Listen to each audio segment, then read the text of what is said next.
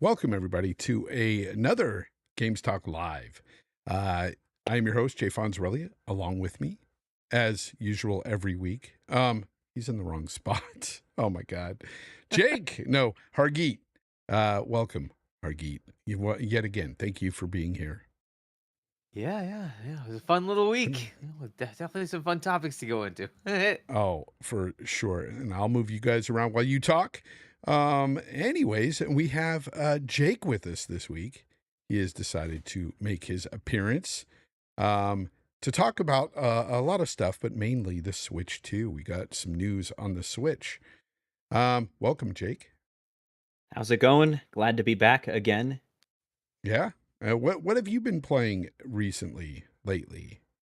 So, we've talked about this just about every time I've been on, but we know Final Fantasy VII Rebirth is releasing on PC in what, like 5 days. I haven't played Final Fantasy VII Remake yet. I just finished original Final Fantasy VII, and it's totally janky. It's designed to be like 3D with those pre-rendered environments. It's unbalanced, and I loved every second of it. It's just such an amazing game. Uh, so I'm finishing Remake now so that I can start Rebirth as soon as it launches. I've also caught the bug and have bought some of these little emulation handhelds that are designed to look like old game consoles, and I've been just playing a crap load of old games on those. Like this one here that looks like the Game Boy Advance SP is my favorite gaming purchase of 2024. And I bought a PS5 Pro. I've bought a bunch of games. Without a doubt, like this little Anbernic RG35XXSP. Love this thing. And I'm Nice. definitely going to keep playing it. Nice. Don't mind the Hargeet. cat's playing in the background. Oh, cats are cool in my book. Hargeet, what have you been playing this week? Forgot to ask. So I finished Like a Dragon, Yakuza, Like a Dragon Infinite Wealth. Awesome I just series. started I just finished just started Banishers. So I'm like right at the beginning of that. Okay. So that'll be my next I was game. going to ask you, how But are yeah. you liking that so far? Because I've heard some mixed things on that one. It's right at the beginning, so I can't really Yeah. tell. So far, so good, right? But I'll have to actually get into it much more, right? I just got to the first village, so I just have to like kind Gotcha. of figure out what the game is. But so far, so good. Nice. But yeah, All right. For me, of course, it's PoE2. Been playing that over 400 Still, hours into that. Yeah. I was Over gonna say 400 like hours it's into that. The that end game has game. had its freaking fangs hooked into your neck for the past like 2 months or whenever it launched. Oh, it's really good. It's really good. So it's a lot of fun over there. And they just added a new patch. They added a bunch of stuff within the game. Some new maps, some new towers, some new things to do in the end game. Also some quality of life features that they've added as well. So all in all, they've been really good there. Um, uh, d- they're doing a bang up job over there at GGG. I can't wait to see what the final product's going to be like. Really for everybody else, because I'm going to be playing it until it drops, of course, on and off. Of course, I'm getting to the point now where I'm going to be looking at other games to play between now and when they launch new things and everything. So yeah. So right now it's like it's perfect timing too, because we're in a new year right around the corner. We're gonna have a big month of games in February. Oh That's yeah. really exciting. So yeah, and already people are all they're already playing some of these new games now. Like some of the early insiders and stuff are getting copies of these games, playing them and stuff. Yeah, it's exciting. I can't wait to get into something else. Speaking about getting into something else, let's get into a topic here. Let's talk about PlayStation being in the news this week. Let's start off with this one. It seems we've learned that they canceled two games, live service games, both of them. One of them from Ben Studios. You guys remember Ben Studios, the guys who brought us Days Gone, the guys who were denied a sequel. Well, they were denied a whole ass game here, a live service game anyway. Um, they were working on this for quite some time, at least a couple of years or so, because the last time we heard, Sony Ben was helping out studios within PlayStation, like Naughty Dog and stuff, to help get their games out as a support studio after Days Gone. But they've since been working on this live service game, totally canceled it. And then another live service game was canceled by Blue Point, which it's kind of odd to have Blue Point just come up with a game of their own. But this one was supposed to be set in like the God of War world or theme. I don't know what they would have done there, but interesting nonetheless, but not enough to greenlight it, I guess, or at least keep it going. The game was greenlit. It was being made. So I'm going to go to you first, Hargeet. What do you think happened to these two games here? What happened? Concord happened. Look, the reality is they decided to do the exact thing you shouldn't do, which is go to each one of their IPs that are single player games and say, hey, let's make them into multiplayer live games.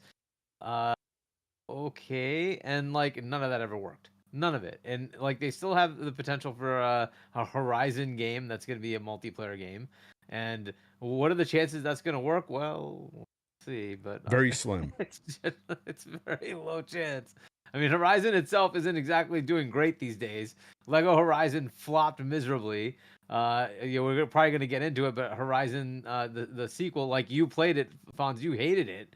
Right. So the sequel did not do anywhere near the sales numbers of its of the first game. So how I was don't know that where so that when is. they even packaged that game in with the PS5 for a long Yeah. time there? But they did it with the original also, so it's not Yeah. in favor of. It's like that's an equal point on both.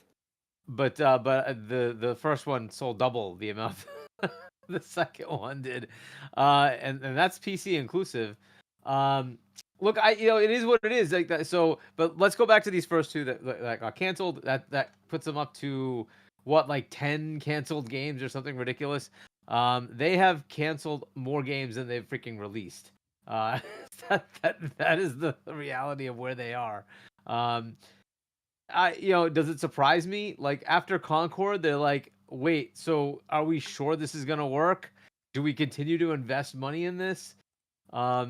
They've just decided no, and like the Spider-Man game was the one that I was like mystified by. Like it must have just not worked, right? But there was a Spider-Man multiverses multiplayer game. And you're like, if anything would work, that IP you would think would work, right? You have so much potential there, so many different characters, so much option to have fun with it, and you could change around whatever you want, right? And suddenly you have all these different outfits that you can buy. You have all these different universes to tap into, all part of the Marvel universe, and you're like, well, that would be the one that would make the most sense. It would just work, but nope, they canceled that too. I think Concord just basically like put the fear of God in Scared them. them. They're like, yo, we just lost how much, and what are you guys doing here? And you have to prove to me it's gonna work. To me, if you're gonna do a live game, it's got to be something that team wants to do, and it's got to be something that has a hook that works. You can't just force this. You can't just say, hey, I want to take God of War and make it into a live game. I want to pick whatever else, Horizon, and make it into a live. That's not what you do. You let the team come up with a concept. If they are having fun with it, the chances are it's going to work for the customer then. And that's where it has to happen. It's got to be an organic thing where it's like the hook is there, the people playing it have fun with it, therefore it will actually work.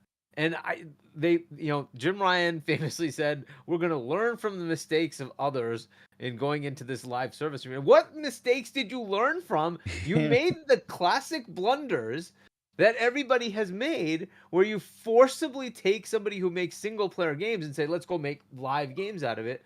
I don't see that being a lesson learned. Like, that is the biggest folly we've seen over and over again in the industry.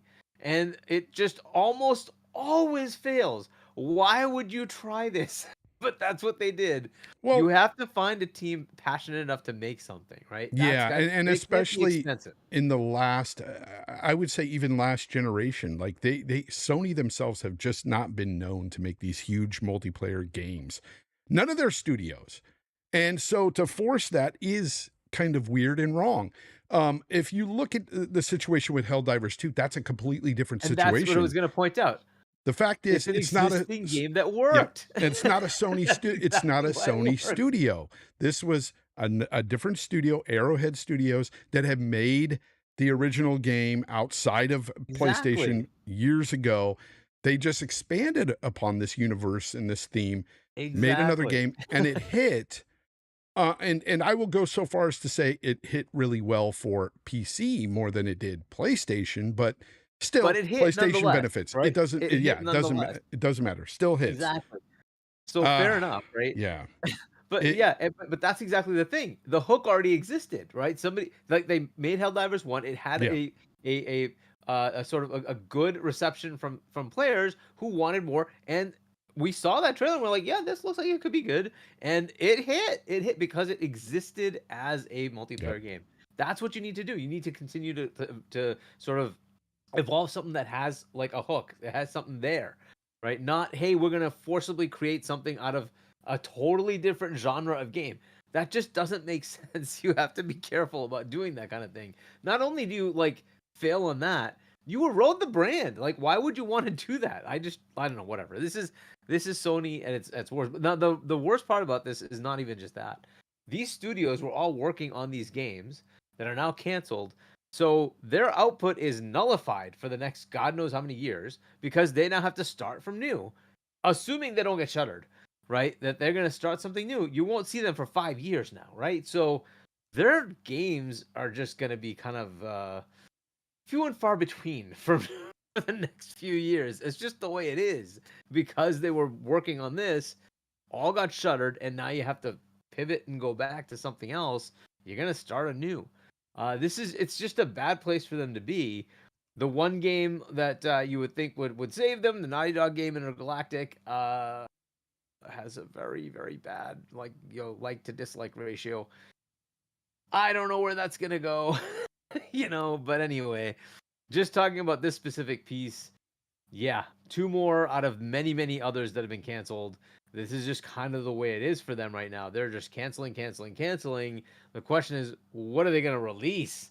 What are Yeah. they gonna make money? That's kind of their problem. And if we do go back a couple of generations and we go to the PS3, a lot of people like to bring up that, hey, they did have a lot of good multiplayer games like SOCOM and stuff.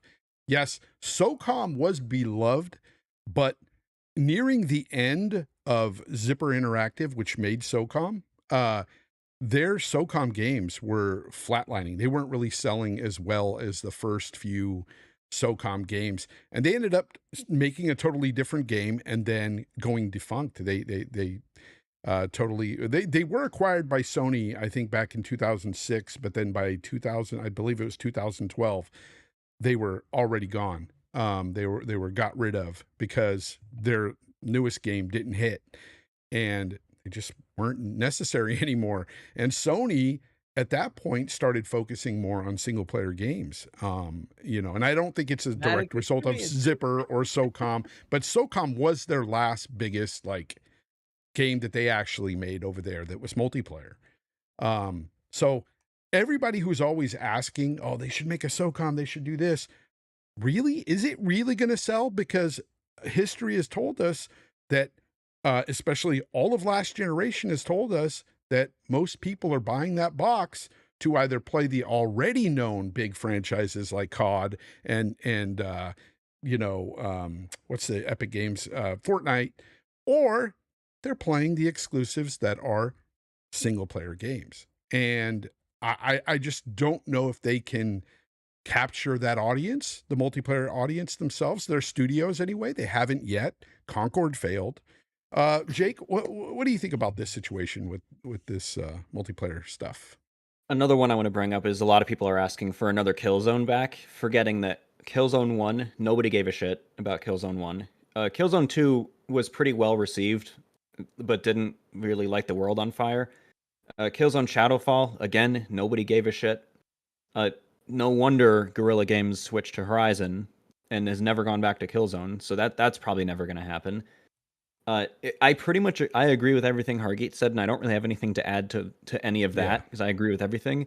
What I want to add is that I've been saying for the past 2 years, since pretty much before the Activision Blizzard thing, that Jim Ryan is the Don Matrick of PlayStation. I know Don Matrick, I'm pretty sure he was actually at PlayStation for a bit, but So the Xbox brand was in an extremely strong place in the mid to late 2000s, especially with Peter Moore at the head. And when Don took over, that's when we started to see stuff like, oh, you need Xbox Live to access Netflix or Xbox Live Gold.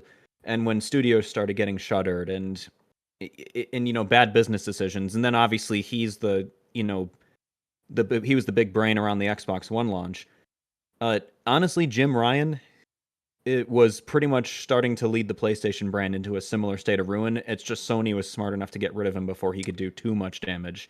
But what we're seeing now, I mean, it's not just him, but there's an what we're issue with seeing, that, yeah, because I still think that even though they got rid of one, Jim Ryan, they he upgraded hired to other somebody people. in Herman Hulst that is not much different in the fact that Herman Hulst's vision of certain IP and certain games just didn't pan out or hasn't, as we've learned now, because we'll talk about it now. The Shuei Yoshida was on Kind of Funny Games. Greg Miller interviewed him, and he let out some bombs, man. And Jake, I'll go to you first, but the situation there really shed a light on Herman Holst himself, in my opinion, because number one, when Yoshida said that Horizon Forbidden West didn't really sell all that well, didn't meet expectations, that kind of proved to me that Herman Holst trying to elevate this franchise to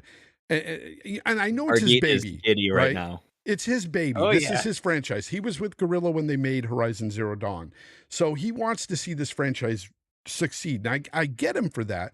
But what I don't get is when it's not succeeding the way you want, you're still pushing it and you're making a movie now. You're trying more with this game. You're going to be making a multiplayer game with this Horizon franchise. And not only that, Herman Holst was the guy that told us that Concord was going to be their next Star Wars. Jake, I don't see Herman Holst as being their savior either. Oh no, not at all. It's, but you kind of get what I'm saying when Yeah, I do agree that like the current Xbox leadership does have to. It's not, we can't put all the blame on Don Matrick for Xbox's current troubles, but anyone who doesn't immediately see the obvious that the Xbox brand's downturn, and yes, it did have a downturn despite what anyone says, started with him. He basically handed that generation over to Sony. Everyone built up their friends list and digital libraries backwards compatible on the PS4. So all those people were going to stick with PS5. They weren't just going to abandon their platform. That's why Xbox was doing the Game Pass approach. It's the same reason Epic Games was doing the free games approach on PC, because getting people with existing libraries is hard unless you make it very easy for them to rebuild their libraries. But yeah, Herman Holst is not. He's going to be more Jim Ryan, but Jim Ryan was pretty he's much not just the business guy. He does know more about games than Jim Ryan did. I Yeah, believe that. exactly. Yeah. And it's another big thing that I'm sick and tired of seeing this. People are pointing out the fact that like, oh, PlayStation, the PlayStation divisions had, record-breaking revenue under Jim Ryan. He clearly knew what he was doing. These games released under him, and then they point to games that released like 6 months into his tenure as PlayStation, like head of PlayStation. I just wish people realized that like games take a long time to develop now. All that stuff was under Sean, who, despite his faults, was just better. Way better. Like way better. Like Jack Tritton, way better. Way better. Oh my god! Like Sean went on a whole, like he was in an interview while he was head of PlayStation, or he was at he was doing I don't remember what it was, a presentation, but he said something that I just wholeheartedly agree with and stand behind completely, and that's that you want the big blockbusters because that attracts people to the brand. It makes money mostly, but the smaller, lower budget games that may not sell all that well and may not make that much money are still important because the brand has to have variety.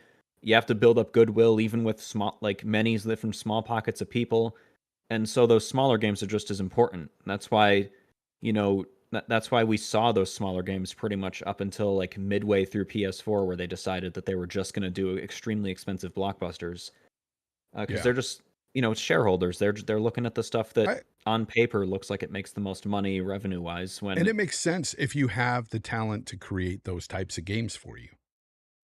Yeah, exactly. And honestly, like PlayStation has it. Like look what just won Game of the Year at the Keighley Awards. Like Mm. Yeah, I'm they've got talking the about talent for the that. multiplayer game though. You know what I'm Oh yeah, saying? yeah. They've got more talent for the single player games and stuff like that. But even that is kind of well, it's not selling as well as their I think previous single I know player why games. Horizon's not selling as well. I have a couple of reasons for that. Okay. One, like you remember when Horizon Zero Dawn was first shown off, the visuals on display and the technical makeup on display was so immensely far ahead of every other open world game. We didn't even know it was open world at first, but when we eventually did find the gameplay loop, it was like many people thought that was going to release, and it's going to be downgraded. No chance that's actually going to release looking like that. And it Yeah. actually released looking better than a lot of the preview footage. So people were blown away by the technical makeup. The PS4 at the time that released was already discounted to $300. So there was the slim model, and the Pro had also just released. So people wanted to see the pretty new game. And then on top of that, as the PS4 kept getting discounted, I worked at Best Buy at the time. They bundled Horizon Zero Dawn with PlayStation 4 for a long ass time. And so many like holiday bundles and discounted bundles just included Horizon Zero Dawn with it. So that with 120 something million PS4s sold, like they didn't sell every one of them obviously with a copy of Horizon, but that helped boost those sales. Horizon Forbidden West was bundled with PS5 systems too, of course, but that's PS5's not at a discounted state right now, and as really amazing looking as Forbidden West is, it's definitely a big like jump from the first game. It's not like we've seen other games since then that have had similar amazing makeup to that, like including other open world games, and people just weren't as drawn to the novelty this time. And it's always harder to sell sequels. It almost always is. Wasn't Horizon Forbidden West also a cross-gen title? I'm not It sure. It was. was. It Yeah. was. Yeah, it was. It was. So They it weren't seems like bundling it with PS4s though. yeah, yeah. But at the end of the day, it's like you have to have not only good gameplay, but you just have to have like if it's a story-driven game like this, a good narrative and that sort of thing, and it simply does not, in my I opinion. think the If first game's story and map are way more interesting than the second more game. interesting, yes, I'll give you that. Are they amazing or anything? Not in my opinion, but I see where you're going with that. The story was better. The second one, a lot of fluff, a lot of just dialogue that is unnecessary and forced within the game. Like you are forced to sit through so much dialogue and so many dialogue wheels before getting into combat or in between combat points. And it's not fun, in And I'm my cool with opinion. that when it's executed well, like Ghost of Tsushima. Yeah, if you have a good story, if you have good characters, like engaging characters, but you really don't. Like, Or just an extremely good gameplay loop. Why do you think yeah, yeah. why do you think the Breath of the Wild and Tears of the Kingdom sold in such ginormous gargantuan numbers? Those weren't known for their story, but they had a gameplay loop that just hooked there Yeah. was the hook right there. It's interesting, Hargeet, that Shuei said that, it didn't sell well, but he said some other things too, didn't he? Oh, he did. Yeah, yeah. So tell us some of those things that he also said. We can get into some of that. So, all right, which one do we pick next? Whatever you PSVR want, 2. man. PSVR 2 is a nice and short one. It was very awesome. Let's talk about PSVR 2. Let's move on. I think that Sony started Dead. development on that a long time ago, and if they had started if PSVR 2 had started development just a year or two later, I actually don't think they would have went through with it and sold it. Like the VR market's I, it just had such a huge downturn. when people were so mad at Xbox or at Phil for saying that they were going to have VR and then he decided No not to go market. with it. I was Yeah. with Phil at the time, and I was telling people even on RDX, like I don't care about VR, and I think he made the right choice. Most gamers don't. They just don't. It's not a big draw to the average gamer. I'm sorry, it's just not. It's not there yet. It's not where it should be in terms of even graphic fidelity. immersion. It's just not there yet. I mean, it could be a cool little thing for some people, but for a company like Sony to make a PSVR unit and it not sell that well, it didn't. But then to make another one was just very odd. Like I don't understand their decision. And not backwards compatible. Like that's just insane. yeah, that's crazy. Why? That I think that combined with the price is what killed PSVR 2's chances with the backwards compatible, and that's just insane to me. Like that they could have made it work. You have 1,000 different VR headsets on PC, and you can play basically any VR game with any of them. Valve has their own headset, but you can plug a Quest in and play Half-Life Alyx if you want. It'll work just fine. They could have made it work if they wanted to. No, I think if Sony's going to have success with a multiplayer, the multiplayer genre, their best bet is to do what they did with Helldivers 2 and just go out there, get a game, help fund it, do what you need, but get a studio that knows what they're doing with multiplayer. They tried that with Bungie, right? They tried it with Concord.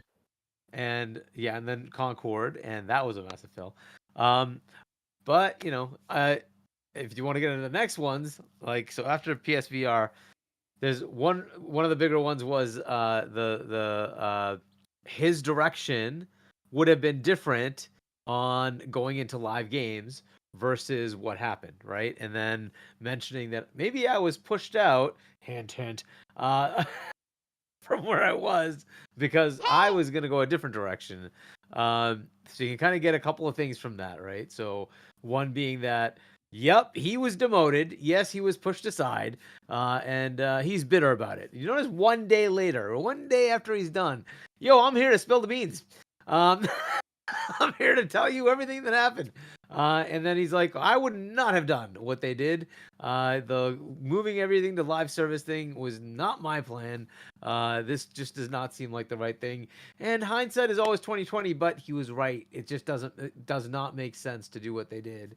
And you can kind of tell his mindset is, we do these kind of things well, let's do that. If you want to do that kind of live thing, you'd have to come up with something else. But what you're doing just is not what I would go the and I would just like to add the worst part about all this for them as a company is they are losing so much money because we are talking many years invested into these games that not just the ones that don't come out at all, the ones like Concord that do drop and fail.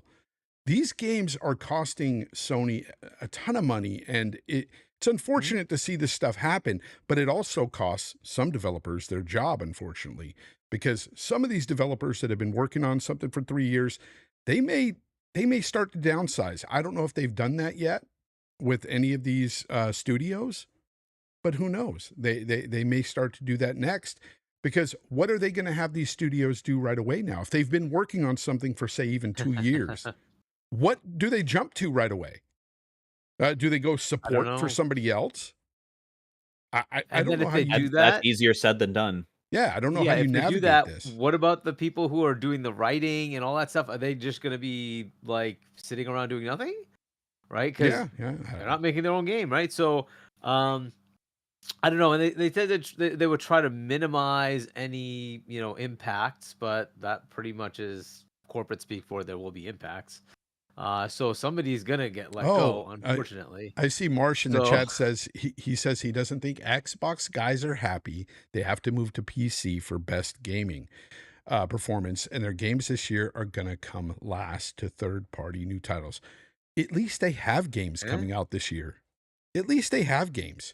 That's the whole point here, is the fact that, number one, Sony doesn't have much coming your way as far as first party, and two, what's going on with Sony altogether here? Where are they going to be at? Where's their roadmap? They have none. Their roadmap that they had, what little bit they had, is now just in shambles because they're axing games that were part of that roadmap. It's not a good look for us gamers. But here's the thing. At the end of the day, you're talking about PC gaming and stuff. I don't know if you've seen the article lately, though. That article that came out talking about how console games just aren't selling anymore. Like they're not selling as well as PC games. A lot of people aren't buying games on consoles no more. And I don't know why that is. You can make your I own do. assumptions about this. I have some Dude, even speculations and I have Capcom. some thoughts on some of it, on some of these games. Dude, even But Capcom is a Japanese company and is making most of their money on PC. That would have been unheard of a decade ago yeah, for a but most of Japanese these company. companies are putting their games on PC because that's where the sales are. That's where the sales are. So No, they have a roadmap. They have a roadmap of movies, of TV shows, and concerts. You're absolutely in great shape if you want to watch movies, TV shows, and PlayStation concerts. They have more PlayStation concerts than they have games coming. Enjoy, enjoy. yeah, no, and be nice. I'm not saying PlayStation's dead, but they are heading towards a direction that is not good for the business at all, and definitely not good for its current fans. The big fanboys out there that really love PlayStation and they're diehard for PlayStation, they want these great narrative single player games that they're not getting. You're not. I've got an And analogy to make actually, yeah, the go ahead. kind of Go ahead. that I want to. So Sony right now, if Xbox, which they kind of were last gen, was in this position here, they would be suffering much harder than PlayStation would. PlayStation's lucky enough that they've got like still have good like positive brand mind share and momentum, so they're able to weather some of this. But I want to give an example. I make so many car industry analogies, so it's just my Yeah, other you do. hobby. Uh, so what do you think when you hear the brand Maserati? What's your thought? Like, positive, high performance cars, aspirational, like that's probably what the average person thinks, right? Well, Maserati has spent the past like 20 plus years releasing extremely overpriced, low quality garbage heaps of cars but yet people still were buying them for a while just because the Maserati badge used to mean something. And they lasted like 20 years making shit.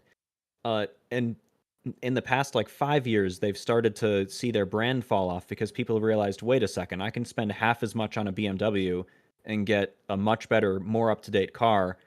Uh, so it's like Sony can weather this for a while, but if they continue on this path, like it ain't gonna end well for them. No matter how far ahead they are of Xbox right now, like you never know when a competitor might pop up or when what will happen to the console industry in the future, what Nintendo will be like next gen. We're going to talk about that for sure. It's like you can't just He- for the fanboys, you can't just assume that all of this is okay and they're Well, not they at think any it's risk okay because they whatsoever. look at the financials and say, hey, they had a big profit year, profit quarter, whatever. They're selling a lot of consoles. Congrats, you're selling a lot of consoles. But what about the substance? What about the games? Right now, and I would say the past 3 years or 4 years now, those PlayStation 5s have been selling like hotcakes because that is what the casuals know. Get a PlayStation. You want a console? Get a PlayStation. That's where all the good games are. But are they really delivering you all those good bangers that you guys once had last generation? No, this generation has been very disappointing for PlayStation. I'm telling you right now, it's all across the board for me. A lot of the games have been kind of disappointing for both the Xbox and PlayStation, but I would say more so PlayStation because last gen they had so many good freaking games, and this gen it's just not there. They have a lot of sequels to good games from last gen, but the sequels didn't land, in my opinion, and in a lot of people's opinion, because nobody's buying them like they were the original games and stuff. And you might ask yourself, why do you think some of the, why are games not selling as much on consoles these days anymore? Well, I would point to there being more types of games on PC outside of, the games that we get on console normally. Also, if you look at a lot of these games that are coming out, especially AAA games, I say that there's a lack of sales across the board for most AAA games because they're just not that good, period. They're not good for various reasons. You might say, oh, this game's interjecting some things within it that I don't personally believe in and I don't want to play. Or you could say, that game just isn't fun. The game mechanics aren't that good. Or the characters themselves just aren't very likable. There's a lot of this stuff happening in AAA games today. And I believe all this stuff is contributing to the downfall of sales across the board. I think that is the main issue right now. And unfortunately, I hate to say it this way because Xbox has got their own issues with this within the Xbox studios. But PlayStation, your studios are riddled with developers that want to interject things that just are going to make those games keep them from selling really, really well. Let's put it that way. And unfortunately, that's just how it is these days. This is happening. I think it'll be important to keep a lookout on, speaking of that, we might have to talk about this in a future episode, but keep a lookout for EA's earnings reports when those drop. Veilguard. Just keep watch. We'll be talking Veilguard about is one of the biggest proponents of pushing agendas and stuff that a lot of people were saying, like, people were making excuses saying, oh, it's at this part in the Steam charts, but let's take a look at those earnings reports. And Albert G, again, you have to understand the reason why they're making money still hand over fist is they sold you a $700 console and you bought it, number one, and they're making profits on all of that. They're making good profit on PlayStation 5s. Every unit sold, they're making profits. Remember that. It's not the games that are really selling there right now. What games are they buying and first PS party? Subscriptions. What games are they buying? That's what I want to know today. What games are people buying on PlayStation 5? Has anything come out first party lately, recently? What's out there? Well, the last big one, of course, was Astro, which, I mean, hopefully it made money. I don't know. I hope so too. That was MLB The Show. Yeah, and I'm not saying that every game is a bad game on Sony, but the thing is facts are facts, and these stats don't lie when these analysts come out and tell you, hey, console games aren't selling right now, or AAA games aren't selling really well. Western AAA games. Western growing is PC. Exactly. Japan's doing fine and dandy right now in their game. Mostly talk amongst yourselves. I got to take a call. It might be important. Okay. All right. Yeah. So as far as the whatchamacallit, the live service shift, that was what we were talking about. Was like, would Yoshi P? Would he just Yoshi? I was gonna say Yoshi P is Square Enix. He's Final Fantasy XIV's beloved director, producer. I mean, somehow. Yeah, so I don't know how I got conflated. Sorry, I see people in the industry affectionately call him Shu. Yeah. Shuei Yoshida comes up and says, hey, I would not have done the live service shift. Well, I guess the question is, how would you then afford these games? And he had an answer for that. You need to buy the remasters. You need to buy the remasters of the remasters of the remasters. Remasters of the remasters. You need to buy them again and again. Oh, I'm sorry. Yes, they have released a lot of remasters. That's right. Remasters and PC ports is what he said. He said, like, AAA our games are too expensive now, so we need the remasters and PC ports to fund them. That's exactly what he said. So speaking of financials, this is their big problem, right? So right now, PlayStation exists because Xbox puts games on PlayStation. That's just a fact. You don't take my word for it. You can take Jim Ryan's word for it. He said it would be the end of PlayStation if Call of Duty in any way were to be gimped on PlayStation because they can't survive. They just can't. So they live. PlayStation exists. All you PlayStation fans, oh, good for you. You live because of Xbox games. Enjoy that fact. It's just a reality. Even if you don't count COD, like you're like, oh, COD already had a presence on PlayStation. Even if you don't count that, Xbox is planning on releasing quite a few games on PlayStation. I bet you if they put Forza Horizon 5 on PlayStation, God, it would kill. Dude, that would sell like gangbusters. There's really nothing like it on PlayStation, and no, the Crew Motorfest is not good enough I've played that. It's not good enough. The Crew. But that game sold like 3 million units before launch day, like early access premium version on Xbox. So imagine what that would sell on PlayStation. Yeah. So look, the realities of where things are, that's where you are, okay? And if they want to continue to make these ridiculous $200 million, $300 million games, I don't know how you're going to sustain it. From that financials report, which I sent it to you, Fonz, I don't know if you want to show it. This is from Sony. I'm looking at their sales and I'm like, this is just terrible. This is according to them, not according to me. This is according to Sony's financials. Last of Us Part 2 had a sell-through of 4 million units. 4 million. That's according to remaster? Sony. Like the remaster? Total. PC port, Last of Us 2 on PlayStation 4, Last of Us 2 remaster, whatever the heck.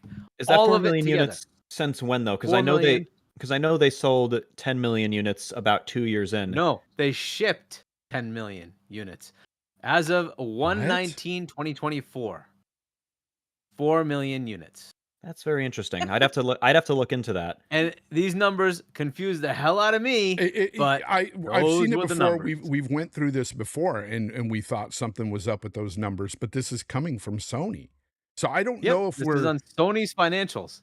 And I'm like, holy crap, if that's the case, We should put you this are in the trouble. description. Like, we should put this link in the description box so people can click on it Yep, after, go like, for when it. they're watching the VOD. Yeah. yeah. So We'll do that. if that's true, it's like, holy crap, how do you sustain these things? Because at 4 million, that is not going to sustain your freaking multi-100 million budget. This is Because going to be remember, such a they great also segue into Nintendo because we're going to be talking about that. This is going to be such a great segue Nintendo into just that. makes so much money, right? And that and so we'll get into that.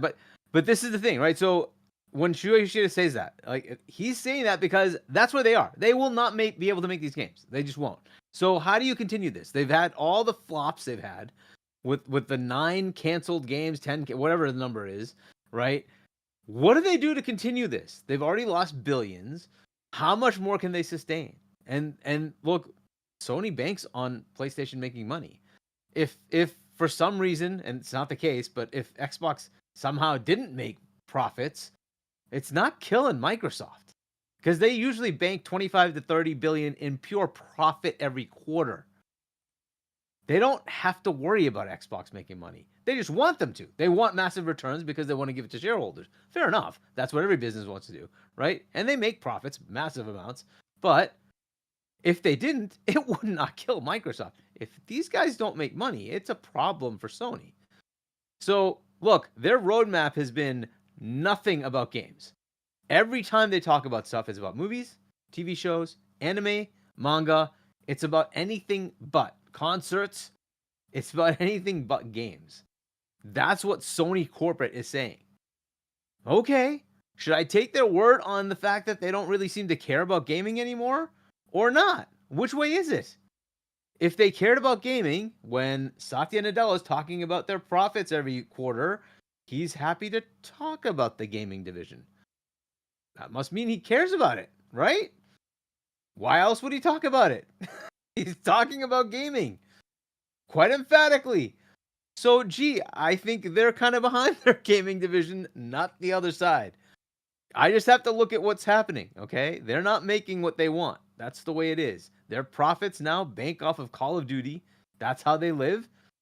Okay, hopefully that keeps working for you. But hey, at some point, people in the gaming world might just realize, hey, Call of Duty's owned by Xbox. Why don't I just go buy an Xbox? That might happen next gen. If that's happening in 2 years, there's rumors that might be the case.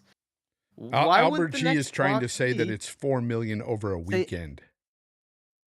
It's 4 million as of the January 19th, 2024. That's You think they sold 4 million copies of The Yeah. Last of Us 2 in a weekend?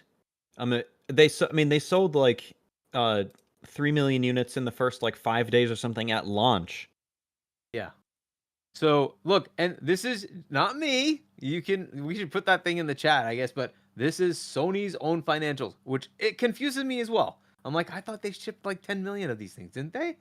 But then again, shipped does not mean sell through. That's what these numbers are, sell through. It's like, okay, well, that's what they're saying. If I go to Google and I type in how many copies of The Last of Us sold on PlayStation, it pops up with 4 million copies. That must have just been updated from that recent earnings report then. That's weird. Sorry. Because I could have sworn, like but- Jake, I've heard 10 million in the past. But Yeah, shipped. Shipped 10 million. Yes, shipped. But now it's pretty sell-through numbers. drastic. And this is just crazy, right? Because I think the controversy really hurt them. They printed a bunch of copies on the assumption Last of Us 1 sold like 20 plus million. It was a very, very big hit for them, right? So they must have assumed, hey, we're going to sell a lot of these, right? But then that like leak happened, right? And like everybody knew what the story was ahead of time. And a lot of people, including me, was like, I'm good. I'm out. Cancel my pre-order. So that's what happened. God It is what it is. God of War Ragnarok, it says 15 million. Yep, so. that's about right. I think So- that's right. Yeah, That sounds right. I'm just looking it up. Okay, so I don't know the discrepancy there. It's either there's something wrong within that report, or it's truly only 4 million units sold for The Last of Us 2, which is kind of a shocker to me. But then again, it's kind of not, because it goes along with what I was saying with some of the things people don't want within their games, and that narrative just wasn't very good. I think Yeah. Joel getting golf balled is. It pissed a lot of I think people I off. think I Yeah. think that is actually what I think that's what probably hurt the game's sales, is Joel Yeah. getting killed. By the way, I'm a firm believer that if they had us playing in the first half of the game as Abby, and then we figure out like by the second half that, oh shit, these people killed Joel, and then they like had Ellie's sections as like, you know, flashback, and then going into that, if they just changed those things around, I bet you people wouldn't have been as mad. But the fact that you So boot the game up and like immediately Joel dies, not immediately, but you know what I mean. Yeah, first yeah, you few go in a bit. hours. Yeah. But those two things, by the way, are the reason I decided I wasn't interested. First is they kill him, and then you have to play as the person who killed him. I'm like, what? Get out of here! Yeah, no, So it's really about the writing for me. It's piss poor, and at the very end of it, like, it makes zero sense. I'm sorry, nobody can talk me into thinking otherwise. It's just Neil is not a good writer. He's not So a good writer. Druckmann right now is not anywhere near as important as him, but he's like George Lucas. When George Lucas was making the original Star Wars films, it was unproven, and he was surrounded by people that were willing to tell him no, and willing to make changes, and willing to edit things. And like, you know, Neil Druckmann's kind of the same way. He had other writers, he had people willing to say no to him, and now he's put on this big pedestal over at Sony, and he's surrounded by yes men who will do anything he says. So his stupid, dumb writing decisions that he probably tried to get into those older games, those are just going to go through now. And he's got some writing ability. I mean, he obviously contributed to, you know, older Uncharted games in the first Last of Us, so I'm not going to downplay him completely, but you can't surround yourself with yes men. Even the best writers need like editors and proofreaders and people that can point out when things push just won't back. work. Yeah. Yeah. Um. I credit Amy Hennig for Uncharted, the writing there with Uncharted. I will not Yeah. credit that man anymore. He destroyed The Last of Us. I loved The Last of Us, and I know, you know, he helped contribute to that too. Of course, he was. I'm just trying to be fair. I'm trying to keep a balanced opinion, considering how much Right. shit I talk about Naughty Dog on Twitter. Yeah, but The Last of Us 2, anybody who really looks at that story and looks at how it progresses and how it ends, and can come away from it thinking, oh, that was really good, that was riveting, you're an idiot. You're an idiot if you think that, because it was not. It was not. I threw the link in the chat. I don't know if I have the ability to throw URLs in the chat or You not, did. but It's there. people You see did. it. It's there. Okay, cool. So people can go check it out yourselves. This is not me talking about. Literally, this is from their like October release, right? So this is for their Q2, which would have been July, August, September. So this was put out in October, November. I think it was October of last year. So I'm just going by what they're putting out. This is what they're putting Hey, out. no problem So with that. Yeah. I don't know what else to really say. So this is what their numbers are, and these numbers surprised the hell out of me. I thought there were some numbers in there that were just shocking, but hey, whatever. So, Marsh, I don't know what you understand or think or whatever. This is not an Xbox podcast. We talk about all the platforms here: PC, Nintendo, PlayStation, Xbox, you name it. We talk about it. Oh, Nintendo's taking up a big chunk of today's Yeah, podcast. That's for sure. exactly. oh yeah, Nintendo's And coming we're going up. to talk about Xbox as well. So be Yes. prepared for that. And then the next thing that he brought up was the Spider-Man 2 being outsold by Helldivers 2. And those numbers are here, by the way, in that same sheet. They have the Helldivers 2 at 12 and Spider-Man 2 at 10. So that's kind of where that is. He was surprised by that. I guess. Would you think it's just fatigue? I'm guessing at some point, or were there just issues? Or Spider-Man 2 was also PS5 only, right? So that does limit its market. PS5 only, relatively early in the generation. Yeah, right. Versus versus Helldivers 2 being on PC. Plus, I think it's sold mostly on PS5 PC. and not PS4. It sold mostly on but at least it PC, had by the that. way. And then Spider-Man 2, we talked about this, I think, last time I was on, or 2 times ago. Like, Spider-Man 2 is releasing on PC just a little over a year after the PS5 version.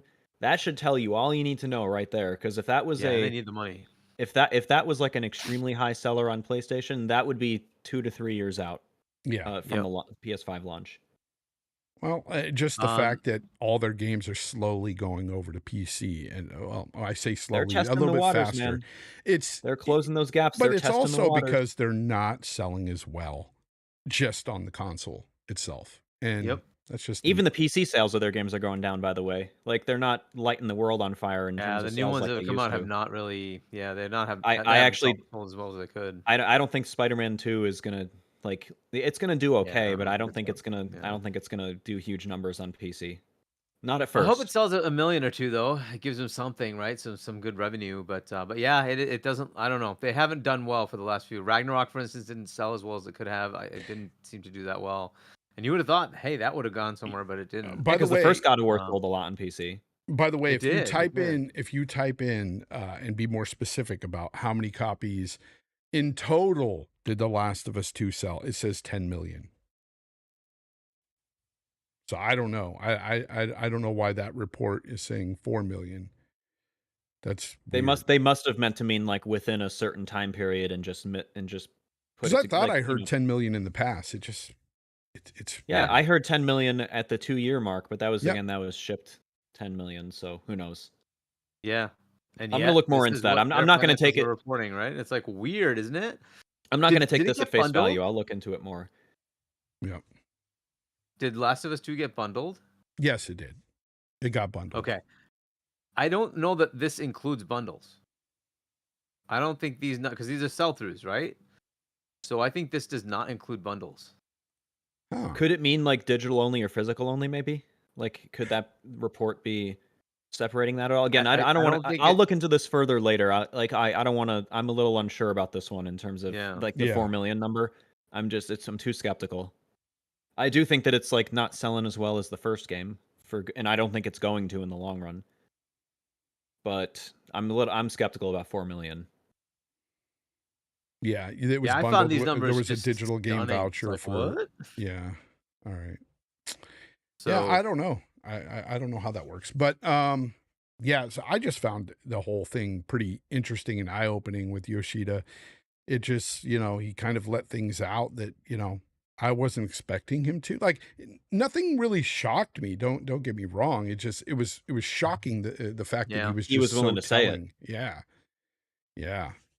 But yeah, unlike like Sean Layden didn't say a damn thing. Jim Ryan just went into oblivion. Well, he's out now, so he can say what he wants. He's just like, and I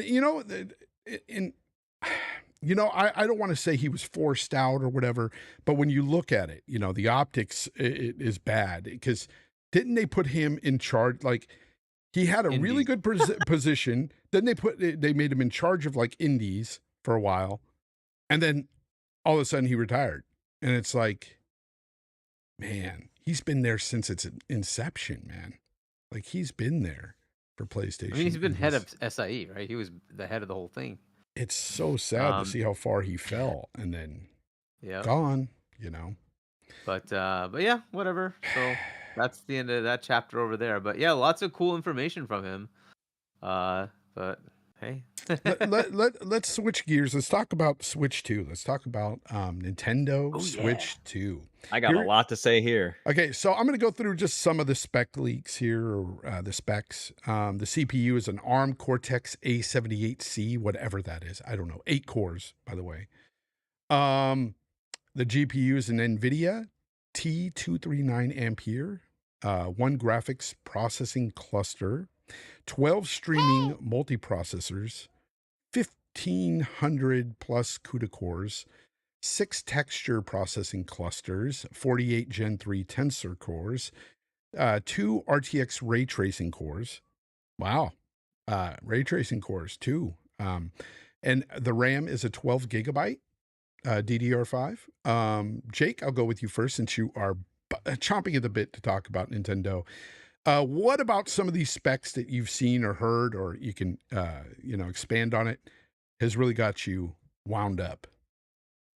So, a couple of things here. Let me Let me pull up something here. By the I way, like having Face 23 BKN, why thank you for the $1.99. He says Switch 2 specs are underwhelming.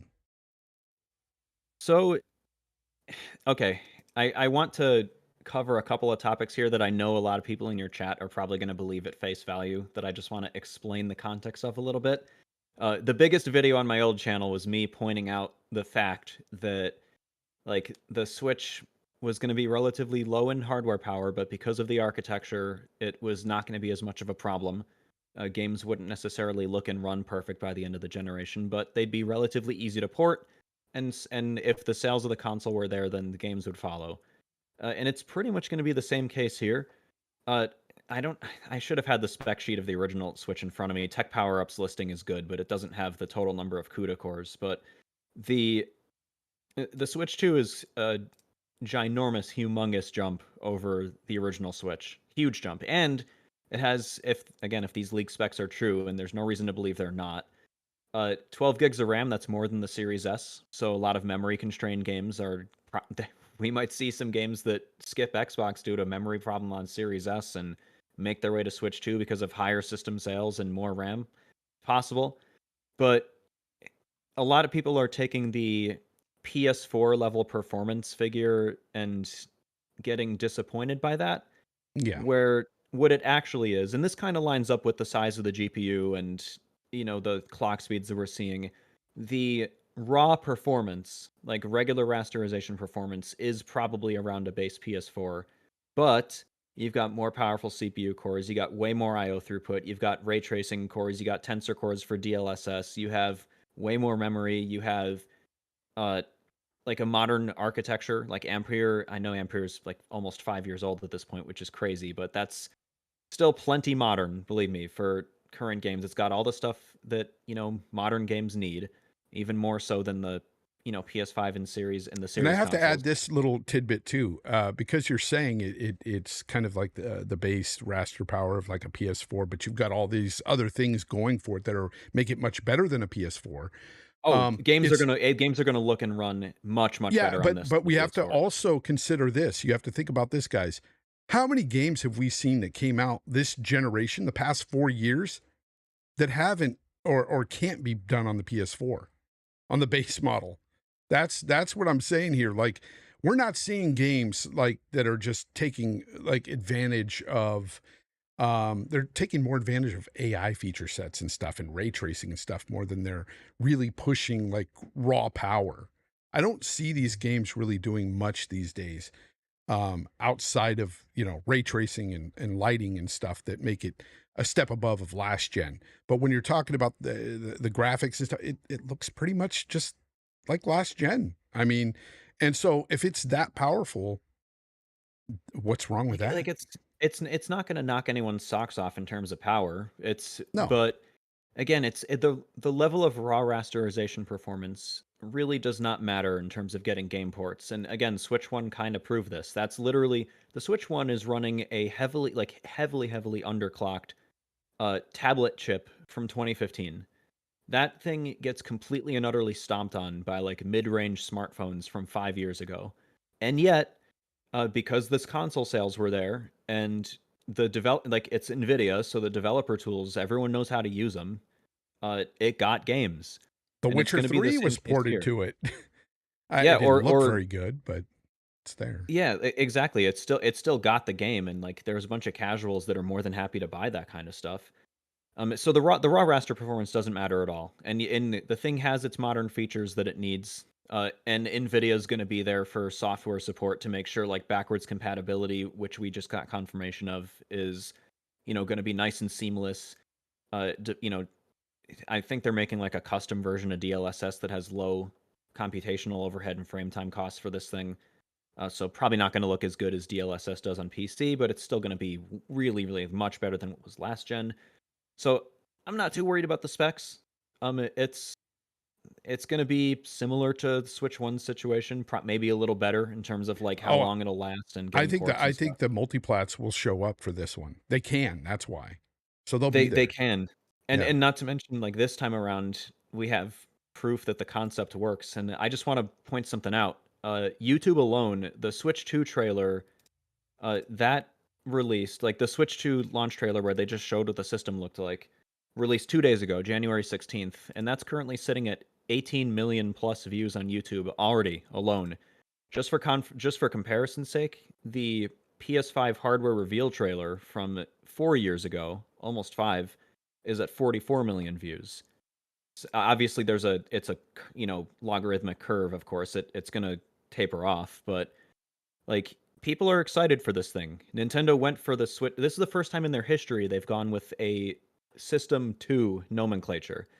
And the reason they did that is because they learned from the Wii U that if you have a similar looking device and just call it like, if they use like Super Switch or something, people would think it's just another Switch and maybe ignore it. They want to make it very clear to the casuals that overwhelmingly own that system that, hey, this is the next Switch. And your games are all your games except for, we'll talk about the backwards compatibility. I'll expand on that too. These are all going to work. You get one of these, you can continue with your library you built up for so long, and you'll get these future games from us. Here's a new Mario Kart with 24 players, or 24 carts, at once, which is double previous games. I'm not worried at all. I think this thing's gonna sell like gangbusters. Maybe not as well as Switch 1. We'll see. It'll sell well enough that I it'll think get it's ports. going to It'll get sell games. really well. I think it's going to sell more than the other console manufacturers. I think they're going. Oh, it's outselling. Yeah. It's going to outsell PS5 and especially Xbox. No problem. Yeah, for sure. Now I do think that the thing that's going to help bolster those sales is the fact that you've got the multiplayer involved in this one. You're going to have games, not multiplayer. You're going to be able to have third parties. Yeah, third parties will be able to get in to this console, and we're going to see a lot more people buying it because, hey, it's an all-in-one for them, and it's on the go. So I don't know, man. I think that what they're doing is great. Danny Passion Official, let me get this before it goes away. He sent $2. He says Nintendo makes Legends, over 64 million Mario Kart 8 sold. Mario Kart 8 Deluxe. Yep. That's not counting the 9 million of the Wii U version that were sold. So and I got to tell you, Mario Kart 9 is probably the reason why I will have one day one. Because same here. That's something we do here is parties and stuff. We play Mario Party, Mario Kart. We play those games. Mario Kart 9 is going to sell probably just as well as 8 Deluxe did. Maybe, who knows, maybe even better. Like that game is always at the top, like it's always somewhere in the top 10 or top 20 of best-selling games every single quarter since it released. And that's not Nintendo only, that's period. Like you'll always see Mario Kart 8 just sitting somewhere in the top there. It's because it's beloved by all ages. Ages of gamer. What I'm shocked by is this. So do you know what the second best-selling Switch game is? Number 2. It's not Mario Odyssey. It's not Tears of the Kingdom. Is it it's Breath not of the Wild? No, it's Animal Crossing. I understand. I understand. Yeah, my kids went through an Animal Crossing phase. That's all they played for a while. That right there, like they sold what 50 plus, almost 60 million copies of Animal Crossing. That's what's going to happen. Is Nintendo's going to release these tentpole games that everybody wants, like Mario Kart 9. They're going to eventually announce a new Animal Crossing, and that's Pokemon. Like that alone is going to move units. And as for like launch lineup, we're talking third-party games. I want to mention that the NVIDIA T239 chip that we're like 99% certain is inside this thing, that hardware design was completed like 3 years ago. This thing's hardware was probably finished in design ages ago, and Switch is still selling. Everyone's trying to make games for Switch too. I think the reason we've waited so long is because they want year 1 and year 2 to be amazing, just like Switch 1's year 1 was really good.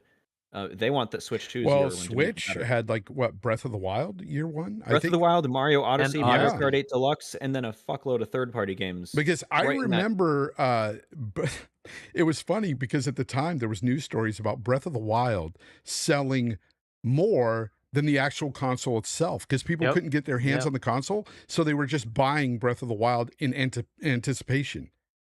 That's how crazy it was. Yeah. Yep. And by the way, that sold like 35 million copies.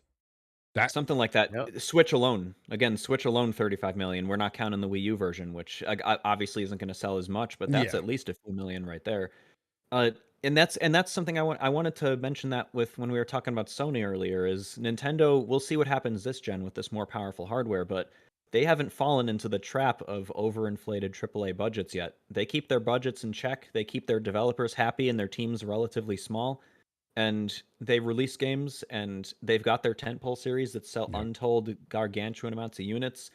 They're more than happy to have their more niche games. Like they've got, not Luigi's Mansion. That actually outsold The Last of Us 2, if you wouldn't believe that. But like Kirby, they have yeah, like Kirby Pikmin's, or things Xenoblade. like that. Like they've been they've been letting Monolith off. Bayonetta, they've been doing that. So they're happy to let like more niche games release to pad out their library. Like Nintendo's got this figured out. Whatever you think of their practices with like copyright and modders and stuff like that sucks. But whatever you think about that, they've got their business model figured out, and it took them a long time to really lock something down. Yeah. Hargeet? Fonz, did you get the Sith Lord one? Maybe you did. I don't know. Oh, Sith Lord became a member. Thank you, Sith Lord. Yeah, I think he was just resubbing again. I appreciate you so much, Sith Lord. No, it was PlayStation is burning, Xbox has No. games, new Switch. That was what his member chat was. Member for 15 months. Oh, is that what you said? Thanks for that, Sith Lord. Yeah. Thank you, I think Sith. people, and my last thing I want to say about Switch 2 for now, I might think of something later, but I think people are falling into the trap of, like, since Xbox console units, obviously, like, those sales are going down. And so, people are falling into the trap of, oh, Nintendo doesn't compete with PlayStation, so even if Switch 2 does well, it's not going to negatively affect PlayStation. And that's delusional. That's just completely... Am I muted? Oh, he's muted. He's got someone coming in. Never mind. Yeah. I was talking to my son. I thought I was muted for a second. No, we're good. Anyways, I was saying the full thought process that Switch 2 is not going to compete with PlayStation 5 is delusional. Like Switch 1 didn't compete with PS4 and PS5. Switch 2 is not going to be a direct competitor to PS5, so Sony doesn't have to worry about that, even if Switch 2 massively outsells PS5. And again, like, especially if Switch 2, with PS5 not being discounted, it's still a, $400, $500 plus console. You're going to be like, Sony and Nintendo are going to be competing for people's time and money. I think that worked with the Switch, but the Switch 2, if my belief is right and all the third parties go there, I think it's a different situation. I think, they are in direct competition to I think that the everyone Switch 2 else. gen, it's gonna go from like PlayStation and Xbox kind of being like the main platforms competing with Nintendo off to the side. I think it's gonna go from that to Sony, like PlayStation and Nintendo as the main competition, and Xbox off to the side, doing their own thing. I think that's going to be this upcoming gen. Highlander, thank you for being a member for 20 months. He says, I cannot wait to see COD on Switch 2. It's coming. It's going to be there. For sure. It's going to be there. So, apparently Red Dead 2 is going to be on the Switch. Oh, that'll be easy. That'll be a well, yeah, they have Witcher 3 already on the regular Switch, so... Yeah. Be interesting to see if GTA6 gets announced for it too. It probably should, right? I would expect it should. GTA 5 could have released on Switch. That was an Xbox 360 game, and the Switch blew the 360 out of the water in terms of capability. They could have released GTA 5 on that, and they just didn't. So it'll be hard to predict. We'll see what they do. I mean, you mean to tell me Rockstar wouldn't have sold gargantuan number of units on the Switch GTA 5? Yeah, they should have done it. Right? Yeah. Yeah, as far as like the Switch, so there's the reveal that they put out, and then like all these leaked specs. And like with the flopflation thing, I'm not gonna go with the leaked specs being sacrosanct. We assume they're correct, but they may be totally off, right? So from what we understand of them, it looks pretty good, right? But again, until it's out, I don't know. Until it shows me, I don't know. So I'm gonna leave it at that for the specs. There's going to be 2 SKUs as well, because it's going to be docked undocked, right? You have to deal with that, so the game developers have to deal with both performance specs, just like they do with Switch. Right, so we'll figure out what that means later on, right? That's all cool. As far as the reveal, I was, disappointed. I like it's basically like the sizzle reel before they talk about it. They didn't. They're copying, like, I think what they're seeing is they did this last time, and they're like, hey, Switch succeeded at launch, so we're gonna do the same thing as last time. I mean, so we saw that first in October of 2016, and they didn't show the full reveal till January of 2017, and then it released in March. So Yeah. Wouldn't be surprised. We're seeing the full reveal on April 1st or 2nd. No, 2nd. They don't want to do Second, April I think it was 1st. at April 2nd, right? Um, So we have to wait a few months before we and see I the think actual it's going to thing, launch in the right? summer. I don't think it's going to be the holiday So season. I yeah, think it they're could going to be do like a summer. June, July release, something like that, right? We're supposedly hearing that there was some alignment with PAX East, that they're going to be doing some reveal I stuff went to PAX East there. 2017. So I think I might go to 2025. I'm considering it. I mean, it's only a few hours cool, away we'll from meet me. up. Oh, you're gonna go there too? I live in Boston, so for me it's a I didn't know that. I was driving. in Boston in Yeah. September. Yeah, So no, yeah. it's dude, PAX East 2017 was awesome. That was right Yeah, around like a so couple weeks before the Switch launch too. So yeah, supposedly there's some alignment there. They're probably going to be there. There's going to be games like going on with the Switch 2. So hopefully there'll be a lot of cool things going on with that. So yeah, I think probably around that time, right? It's going to be that June-ish time frame that they'll release it. I'm gonna try to get Can't to wait that for the preview pre-orders. event. Like they're doing those So, preview events on yep, April 5th, yep. like 4th to the 6th. Yeah, exactly. I'm trying to get to the one in New York City, but it's a drawing, so we'll see if I'm actually able to do that. But I entered, so we'll see. But yeah, so the reveal left me a little disappointed just because all it was like, here's the hardware in like a, sort of drawing stencil thing. Like it's not really. It showed some interesting things. It sounds like Jay, do you see someone in the chat? Do you see someone in the chat? No, somebody was mentioning, Albert G was mentioning that nobody was going to choose to play on the Switch over the PlayStation 5. Complete nonsense. 1080p over 4K when they're already doing that with the Switch now. What are you talking about? Not everybody who owns a Switch, which there's 143 million of them out there. Plus, not every one of them buy a PlayStation or an Xbox. Like yeah, it's like PC gamers. Again, I say this as a high spec PC gamer. It's like PC gamers that don't understand that not everyone wants the highest end hardware and maybe just want to build a low end or mid range machine. Yeah, not most everyone, PC gamers aren't on a 4090 or 4080 or 4070. They're on very mid-range stuff, and it's fine. You know what? Who cares? You get to play games. That's it. So there are going to be a lot of people who buy the Switch 2 version because it looks good enough on a TV, but they're playing handheld a lot. So they're going to take the handheld over the graphics. Take it with you when you're commuting, right? Because a lot of people do that. A lot of people are on a train for like 40 minutes. It's like, cool, I can just play while I'm on the freaking train. I can, like, when I'm home, I can jog it. Or when I'm at home with the family and sitting there on the couch, I can just play. Like, Chris Jones sends a super chat and says, I appreciate you guys. I appreciate you too, Chris. Good guy. It's just I don't know, when anybody scoffs at like the Switch itself, which I myself do at times, but I dabble with the Switch. Like I said, during parties, it can be fun to kind of laugh at those games that look and run really bad. Yeah, but at the end of the day, if you look at the numbers and you look at their game sales, they completely trounce every other platform. They're on another level. Yep. It's crazy. There's only so many games that do better than them, and you can't doubt. And it wasn't always like that. Wasn't always like that. I mean, people are acting like, people use the excuse for Tears of the Kingdom selling 10 million copies in 3 days. By the way, speaking of 10 million, people use the excuse, it's a Zelda game, it's a well-known series, that's why it's sold so well. And I'm like, it still has to compete and make sales. It is, but also right? Go on. You can look up the sales figures of every prior Zelda game and go find a single one that has come even close to Breath of the Wild. It ain't just because of nostalgia. It's just not the case. People need to learn more about the game industry. And it's not like, it's Nintendo, so it's going to sell well. What happened with the Wii U? What happened with the GameCube? What happened with the N64? You know what? I actually... not a given. The GameCube was my favorite Nintendo console for many years. I still have my childhood one right there on the shelf.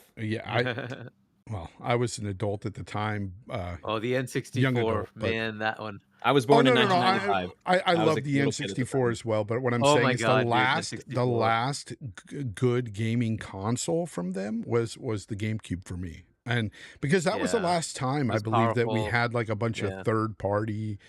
They still got it was more powerful than, I was going to say the GameCube was the last time, right? The I think GameCube that was was the the last PS2, time right? Nintendo competed on Yep. power. Like they Yep. obviously competed Yeah. on they Yeah. competed on graphics power with the Super Nintendo and sound quality. They competed on power mostly with the N64 Hmm. and GameCube. The CPU and GPU in the GameCube completely trounced the PS2. It wasn't even close. It was closer to the Yeah. Xbox, Yeah. but they had those small discs, so games couldn't put as much on each disc, and that fucked third party support. Not to mention the thing looked like a toy, which turned people away. Yeah. It did look 7-year-old me bad. sir liked it, Yeah. and But nowadays man, everyone that loves the way it looks. N64, man, we had Mario 64, we had Ocarina of Time, best Ocarina freaking of Time, game best ever, Zelda game ever. That's the number one right? Zelda We game. had like Yep. freaking GoldenEye, and we had like, oh my, I'm gonna be the Dude, sacrilegious oh one my God. here. The 3DS version of Ocarina of Time is better than the N64 one. no, that's It might be, but it sacrilegious doesn't to matter. me. That was where I I got to wouldn't say play it. Ocarina. Me Oh my too. God, was that console awesome? And But anyway, yeah, But the it point I was was. And making is like it's not a given that a system and their games are going to be a success just because it's Nintendo. Because we have yeah, just as many yeah, flops from Nintendo as we do successes. yep, no, but you know what's yep, one thing is true from them? Even the bad games that came out, in their great franchises, they still sold very well. Mario Sunshine is as much as it gets dogged, sold a lot. I love Like, that game. yeah, a lot of people don't. I like it. A lot of people don't like Mario Sunshine. I played it back in the day. Yep. I love it.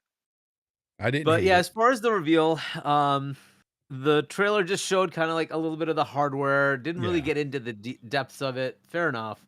And then they showed like a couple of snippets of the new Mario Kart, and it's like, okay, this is just not enough to entice you, but I get it. This is a teaser. They're But building that hype. leaves me, yeah, it just leaves me a little disappointed. But I was on with C Money and Doodle. One of the things that C Money mentioned is that like the Nintendo gamer doesn't care.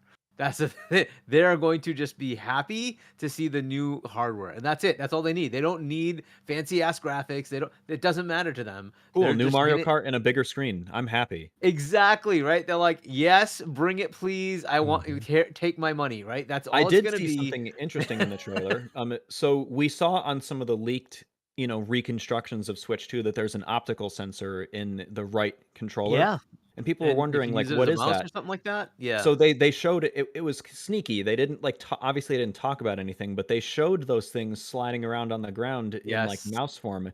I Yes. think this is my prediction. I'm going to put it out there. I think that we're going to see I think Mario Kart 9 is going to have a track like maker mode, kind of like Diddy Kong Racing. Yeah. Yeah. Yeah. And I think that we're going to have a Mario Maker, and those are going to be in the launch year, and they're going to use that mouse functionality as like a Yeah. hey, To do it. Yeah. It'd be check very out what you cool. can do here. I know they said they've upgraded their analog sticks. Hopefully we see They didn't less say stick anything. Oh, or Yeah, they that's didn't. the leak. That's the leak. Rumor. That's the leak. The We don't know rumor. if it's like Hall effect or anything. It'd be But nice here's if the it thing was. though. I just hope that it has less freaking stick drift. Stick drift has plagued like pretty much all of our Joy-Cons in the house. Yep. We've constantly had to send them in. My Pro controller lasted about like 7.5 years, but it's unfortunately that Pro controller's dying right at the end of the Switch's lifespan for me at That's a least. long time. 7 years is a If long if time with a they controller. if they put Hall effect sticks in there, then we won't have to worry about drift. Like we'll see if they actually do that though. I'm still gonna use a Pro controller anyway, Me too. but yeah, Yeah. so that's kind of where that trailer left me. The other thing I don't think they've realized is they need to not do a 1080p video, because now they're going to be doing 4K output, right? They need to actually do a 4K output video as well. But the video they put out is only 1080p. So they need to really like up that up. And Xbox did this too. PlayStation, they all learned this as they were going through the PS4, Xbox One gen. Oh no, you need to actually do like 4K output, because like you now have 4K consoles with the Xbox One X and the PS4 Pro, and you need to put out a 4K version of this. And hopefully they'll learn that, right? So when they're showcasing these games, maybe the live stream will be 1080, but the actual end result will be a 4K thing that you can actually see the full graphic fidelity, right? We're going to That see is very, something that very kinda- few, like, even upscaled 4K games on Switch 2. It's going to be mostly, like, 1080p, 1440p, even upscaled, like, to that. Because people forget that, like, DLSS, this is going to use a lot, still Yep. has a computational cost when you increase the resolution. So they can't just, you know, output 4K and lower the input resolution and make it work. It's very little 4K, but you're right though. Like even if it's like 1200p, like the game itself, that's still They above need to, 1080p. yeah, exactly, Still got to bring it up. exactly, right. Yep. So anyway, so these are things they're gonna have to like fix. Hopefully they do that over time. But so that was kind of where it is. I'm a little disappointed in the trailer, but ultimately we finally got the reveal. All the leaks were kind of coming out and showing you the hardware, and it turns out they were accurate. The hardware kind of does match most of what we saw from the leaks. So cool, good enough. People will Full forget BC, about which this is awesome. disappointment. Like this trailer didn't show enough. People will forget about that when the full reveal Once I happens. see the real thing, absolutely, right. Yeah. I'm waiting. Now I have to wait like a couple months, right? Personally, And I'm you disappointed. didn't get like a TV sports deal going on either. So Nope, you didn't get got any of new that, no. Switch, and you're going to be able to play games. And That's one all you game. needed. It's That's like, all you needed. that's good, right? Yeah. And the confirmation of, I mean, they confirmed backwards compatibility in like a statement. a Yeah, while I said back. full BC, right? So cartridge and digital. Full BC, You're good to go. but not so full BC. I want to like this will be probably my last thing I expand upon as far as like Switch 2 goes. So there was a disclaimer at the end there, like it'll work with Switch 1 hardware, but certain games won't be supported. I don't think that's going to be a software thing. I think 99.9% of games are going to work, but Nintendo Labo, for example, is designed right? designed to fit the original Joy-Con, and these are bigger. It's not going to fit those, so Labo's not going to work. Yeah. And games like 1-2 Switch, because I didn't see a sensor on this controller that is like the one on Switch 1's Joy-Con. So games like 1-2 Switch that use that, I don't think that's going to work either. But otherwise, all your major games, Mario Odyssey, Witcher 3 port, they're all going to work. It'll be fine. Got some breaking news here. It seems that there's speculation that Avowed might be delayed yet again. Didn't they just confirm that it's still releasing on time? Did they? Today? Did they? Because there's an article that was written an hour ago saying that it's disappeared from people's Steam accounts. It's no longer there. We have a post from the Avowed at the Game Twitter page from 6 hours ago. Avowed is officially 1 month out from launch. Okay. No new updates from them. So that's good then. Just wanted to make sure because I saw somebody post in here that Colt said that it was going to be delayed, and then I read that article just now. It was posted an hour ago. I don't know. We'll see. Speculation as of an hour ago. You know how it is in this speculation, community. But like literally, I don't think Obsidian would have put a post on Twitter 6 hours ago the same day if they knew if there's a delay, they would have known a while ago. Yeah, they'll know. They would not have put a Twitter post up saying, "Hey, it's 1 month out from launch." If they knew it was going to be delayed, that wouldn't have happened. Yeah, it's not delayed. Not right now, at least. Speaking of Xbox, let's move on to Xbox a bit. A recent report regarding the acquisition of Activision Blizzard and how it's been disappointing for Microsoft and how it just hasn't led to the growth they expected for Xbox had come out. And Microsoft decided that they were going to respond to these allegations and basically denied this stuff. And they basically said that the report lacks context. Hargeet, did you hear anything about this? And if so, just what context did Microsoft add?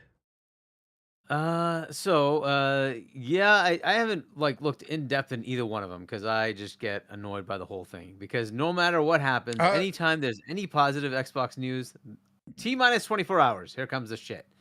So it's always the case, and so here it is, right? We first get we have a showcase coming, Dev Direct next day. Halo and Gears are going to PlayStation. Okay. And then we get, legendary Japanese IP will be revealed as the fourth thing. Next day, Satya Nadella wanted to shut down Xbox. Okay. It's just constant. It's always the case. Always. Why? But anyways, fine. This is what came out, and then Microsoft came back and said, yeah, no, that's not what it was. We, in our analysis, we were looking at what to do, and we decided to go in the direction of acquiring publishers, and that's what we did, right? I'm all in on gaming. That was what Satya Nadella said, right? And so it lacked that context. And then the idea that they're not getting enough revenue from it, the push for more Game Pass subs, right? So from when did they take that quote? Because as of the Call of Duty release, Satya and Amy Hood were ecstatic with the amount of growth, so much so that out of cycle, they told us that Game Pass grew more than it ever had for any given game release, right? They said that and it had nothing to do with that quarter. Nothing to do with that quarter. They decided to tell you that anyways because they were happy about it. So now we're supposed to Well, believe they're not speaking happy about about it? quarters, though, What a bunch of something. crap. This is something they did say, you know, in the latest article where they responded. Xbox has said that Activision has accounted for 85% of each quarter's increase. Sure. Okay. And Nadella also stated that they've set new records for monthly active users in this last quarter. As he puts it, more players are playing their games on more devices than ever before. So, according to them, it's just They're doing baseless. great. It's just Yeah. baseless, that report. And it's like, ugh, this whole I thing. think there just might be a really- little bit of maybe they're not selling the consoles like they thought that maybe they would. I don't know, but at the end of the day, if they are indeed making a killer profit, regardless, I don't know. They're happy. maybe And they then don't Jason care. Ronald said something about that too, right? That the console sales are not like the console is doing fine. I don't know if you saw that article, but No, I I mean, it's don't. definitely like it's way behind PlayStation, no doubt about that. But I mean, it's still like 30 plus million units. That's not a number to sneeze at. I mean, I would know- love to see the actual sales for COD. I want to see what the sales are like, not the monthly active users, like the actual sales, because I know a lot of people are playing within Game Pass, and that's fine if they have a COD subscription. makes a lot of they're its money playing. from microtransactions. Yeah, and of course that's going to play a part too. But I want to actually see the sales, and I also want to see how much they're making from those transactions within Game Pass and stuff. That would be really interesting to see those kind of numbers. But yeah, like Xbox Series consoles, it's I don't know what the current number is, 30 something million, 30 to somewhere in 30 to 40 million. Yeah. So, I mean, you want to see a flop console? What the Wii U sold what 13 million consoles in 4 years? Exactly. That's a flop. It's like 30 plus million is nothing to sneeze at. I'm not I mean, it's still way behind No, PlayStation and Nintendo. it's and because it if you definitely look at and Xbox it's going down. sales, Like it's trending down for console sure. sales, the reason why they are what they are is because they can't seem to get a good footing in any other country but the US. Yeah, exactly. It's And- mainly the US. They had one in Japan until that dumb fuck Don Matrick basically like you know Xbox 360 was getting a lot of like Japanese JRPGs, waifu games, visual novels, and Don Matrick comes in, dumb piece of shit he is. And sorry if I'm not allowed to swear. He as got much, rid but- of the dating simulators on So 360. he basically was like, we don't want our brand to be associated with this, so we're Oh, not gonna like gosh. you guys want COD and driving games and shooting games. You guys, You no guys more of this. want- And what happened? Why did Xbox 360 sales fall off a cliff towards the end of the generation in Japan? Why is that? Wow. Like it's because they there you stopped go. making Japanese. They stopped doing a lot of things they shouldn't have done, right? But that's just the way it is. I'm sorry, I really don't like Don Matrick. I like it's. Well, they really went don't in the like him. TV direction and spent money there. That's They- the one they- thing. Like the Xbox One launch is a result of all of his stupid policies and decisions.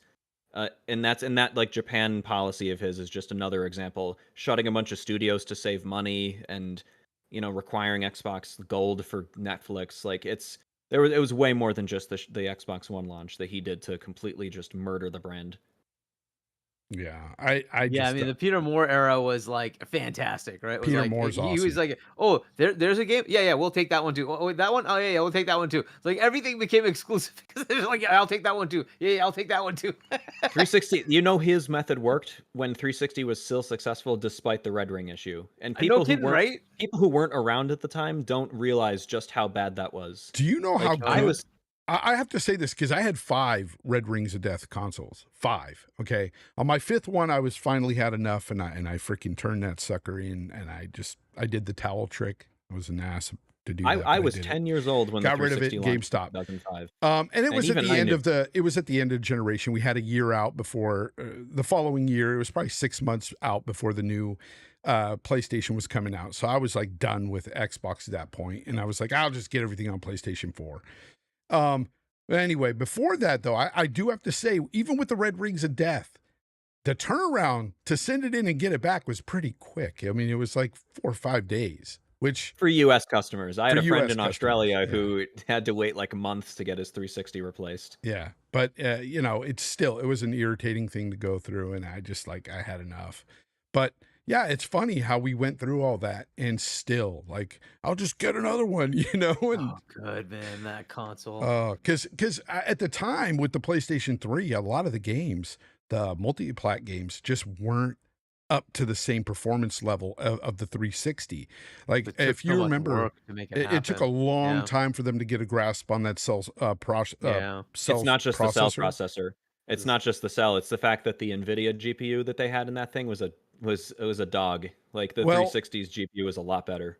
well, I remember at the end of the generation they got a lot out of that, and They they did. had some really incredible games that came out of that. But man, when I remember playing Mass Effect 2, I believe, on the PlayStation 3, and it ran like ass. It just did not perform well at all. And then I got it on the 360, and it was like night and day difference. I was like, I'm not playing that. And I used my PS3 for a dedicated Blu-ray player for the longest time. It was just my Blu-ray player. It was the cheapest, best Blu-ray player you could buy on the market back then. So I think I It ended was. up I buying ended up 2 of doing them. that. I hated it so much as a Blu-ray player because the remote was freaking RF, but that part was okay. It's just that it had like these touch buttons, and Yeah. every Oh, time I'd walk by it, Beep. it would freaking Yep. turn on. I'm like, you son I of a-" hate capacitive buttons I so much. Yeah, hated that I I thing hate understand. so consoles much. that have that. The Slim Oh my 360 God. had the capacitive touch button that I would accidentally turn on all the time. I hate that shit. I hate when cars replace buttons with capacitive buttons. Get that shit out of here.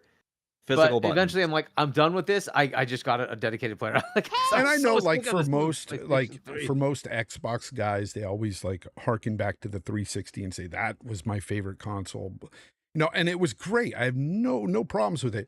But for me, I have more nostalgic feeling for the original Xbox. I think had the sixth gen is the. I think the sixth gen was the last like true console generation because that was the last time you could buy a console, bring it home, take it out of the box, put a disc in, plug it in, and immediately start playing. You're not yeah. downloading updates. Downloading You're not. updates You're and not that. playing on a gimped PC. Like it's and Yeah, I it mean, wasn't obviously, until like the when I was 360 until I started experiencing all that, and especially like I remember the first time I was remember the first time I bought that stupid horse armor microtransaction in Oblivion, and I was like, I'm gonna buy this, you know, it's gonna make my horse way better, and it was just cosmetic, and I didn't know this. I thought it was going to do something or at least protect my horse. No, it did nothing. It was like $5 and I just wasted it on just a cosmetic. And I was so mad. And ever since then, I was like, nah, microtransactions can go Screw away themselves. from me. I don't want anything to do with them. Another big problem I had with the seventh gen is the fact that like it was supposed to be the era of HD consoles, so Yeah. developers were pushing that hardware way beyond what it reasonably should have been used for. Whereas in the sixth gen, you know, everyone was still using 480i CRT TVs for the most part, so games were being designed around those for, you know, years and years and years by the Yeah. time the sixth gen. So generally, games just looked like performed better, felt more smooth and polished. I Ron don't G, know. thank you for the $1.99. He says Xbox Series sold worse than Xbox One, not Dawn's fault. Yeah, no, it's so yeah, Don has been obviously out of the Xbox brand for 11 years now. So like you can't put the sole blame on him for how Xbox console sales currently are. But as I said earlier in the stream, you can't deny the fact that his constant bad decisions and then his decision for how the Xbox One would be handled completely stopped the Xbox brand's amazing momentum from the seventh gen, I think and the they've never been able to perception, recover. it's that perception they've never really recovered. Yeah, Especially in other countries. Like they don't perceive Xbox as being a great console. They just don't. It started with him, and it was just a bad generation to do that with, because everyone did what you did. Oh, fuck this, I'm going to go to PlayStation 4 instead. Yep. You know, $100 cheaper, and games look a little better, and then they built their libraries there, and Yeah, I remember when they the came consoles. out with that showcase, or they came out and said, you know, the TV sports thing. They showed off the Xbox One. I remember getting on the phone with my friends who were all on 360s, and we all said we're going to PlayStation. We're like, F this. We don't want nothing to do with this check in and, you know, go online and you have to check in every 24 hours. Like, no. We're just going to go with the PlayStation 4. Even though hindsight being 2020, fast forward freaking a decade, we're all checking in online. Everybody is freaking online. Everybody's freaking, you know, I would not be DRM surprised is if there. It's alive and Sony. well. I wouldn't be surprised if Sony was planning something similar, and then they saw the They were. backlash to the Xbox One, and then were Oh, like, "Nope, yeah. nope, we're not doing that. Who could Let's forget change this Yoshida's presentation." iconic, this is how we trade games on PlayStation. And they do that. They little forgot thing. the part where you have to like drive to your friend's house and like, you know. It's still at the end of the Like, day, it was genius marketing. It was. Really was. That right there, that video is what doomed the Xbox One generation. It was genius. Like that's. But yeah. And by the way, Xbox Series was outselling Xbox One in the beginning. Like for the first couple of years, it was outpacing the Xbox One sales. So people were optimistic about the Xbox brand somewhat in the beginning of the gen. You know, it's and slowed we down haven't a lot had of that big games. Sorry, go ahead. Games. Yeah, just that's the lack of games. The games. There's nothing compelling you to go there because everything's cross-gen. And so the big game that's going to do that is GTA. And when that comes out, we'll see what happens. There hopefully is a little bit of a bump in console sales when that happens. But and this is kind of what I was alluding to earlier when we were talking about the Sony thing. The fact is that they were working on so many live games that are now canceling. They have no games coming. They have nothing that at least we know about, aside from the Intergalactic, whatever that game's called, from Naughty Dog and Wolverine. We know about that, but like, oh god, you're going to get Wolverine? To the point. Yeah, I know. We're going to get to the point where you're going to be waiting for a lot of first party games. I have a feeling Sony is probably out there really scouring, looking for development teams, third-party deals and stuff, because that's what they're going to have to deal with right now to get some exclusivity that they so desire. Because the first-party games just aren't going to be around the corner, and that's a bad thing. Like everybody, like I said, has bought PlayStation 5 on the basis that that's where you should go. Casual gamers or think about a console, they think about PlayStation because last gen, that was the best place to play. So of course they all migrate to the PlayStation 5. So all those people are starting to migrate. But what happens when the games stall? What happens when you don't have anything to offer? Not good things. You're going to be waiting around. As far as those exclusivity deals go, like it's not going to be as easy this gen to get those either, by the way, because if developers and publishers look at Switch 1's success and assume like Switch 2 is going to be similar, they're going to charge a lot of money to like not release on Switch 2 because Xbox consoles are not going to be as much. Oh, I forgot. Factor. Yeah, Xbox will have their games going to PlayStation. So I was going to say, so Xbox is not going to be in as big of a like competition space. So like Sony's not like, they'll still pay to keep games off of it, obviously, but it's not going to be as much of a factor. They're going to want to stop like developers and publishers from putting their games on PC and Nintendo. And that's going to be a hard sell for a lot of these developers, because it's not just about, we learned from the Epic Games Store on PC that just because you make up for lost sales on other platforms with like a money hat deal, just because you monetarily made up for it, it's still important to build mindshare and build actual player bases. Otherwise, you'll hurt future games unless you keep getting those money hat deals. That happened with a lot of multiplayer games that released exclusively on Epic Games Store, and basically none of them succeeded. I think that a lot of these developers are regretting doing these money hat deals. Hindsight's not the same as it used to be. It's not how it used to be. Yeah, because if you look at it now, like Square Enix, they're kicking themselves in the butt. If they had released a lot of their games on even PC day one alongside of PlayStation, it would have helped. I think that's what they want to do. They want to do PC and Nintendo. Everyone mentions Xbox, but they want to do PC and Nintendo day one as much. Of course, as possible. You know how many third-party developers are just salivating to get on the Nintendo Switch too? They couldn't before. Now they can. They see that 140 plus million freaking install base. Of course they want their game there. Of course they do. Look at how many copies that really dog shit port of Hogwarts Legacy on Switch. Look at how many copies that sold. Did And it tell sell me a that lot? like I didn't tell know. me the hardware deficit will matter when they sell millions and millions and millions of Switch copies of, you know, Hogwarts Legacy, despite it being a pay piece what of is like crap. $60, right? So Yep. like what the hell? They make their money. That's it. Like that's all they're looking for. So why not? No. I want to talk a bit about GTA 6. I don't know if you guys saw any of the rumors that came out in the last few days, but apparently there's somebody going by the name of Pebble Star. He apparently claims to have played some of the game and started talking about some of its features within the game, some of the things you can do, the mechanics and stuff. And I just want to go through a few of some of the ones that I hope is going to happen, but you know, it's all rumor at this point. I can't believe a guy named Pebble Star right now. Anyways, who knows if he actually played it, but I'm hoping he did. If you know, so this stuff can be true. But Rockstar's got playtesters. They definitely do, but they've got yeah, so many NDAs that most people don't have the guts to do something like this. he says that shooting NPCs feels realistic. That it's so realistic that it makes you feel bad, and it'll be harder to do. Now, this was said with The Last of Us 2 as well. Like some of the NPCs, the way they react when you shoot them and stuff.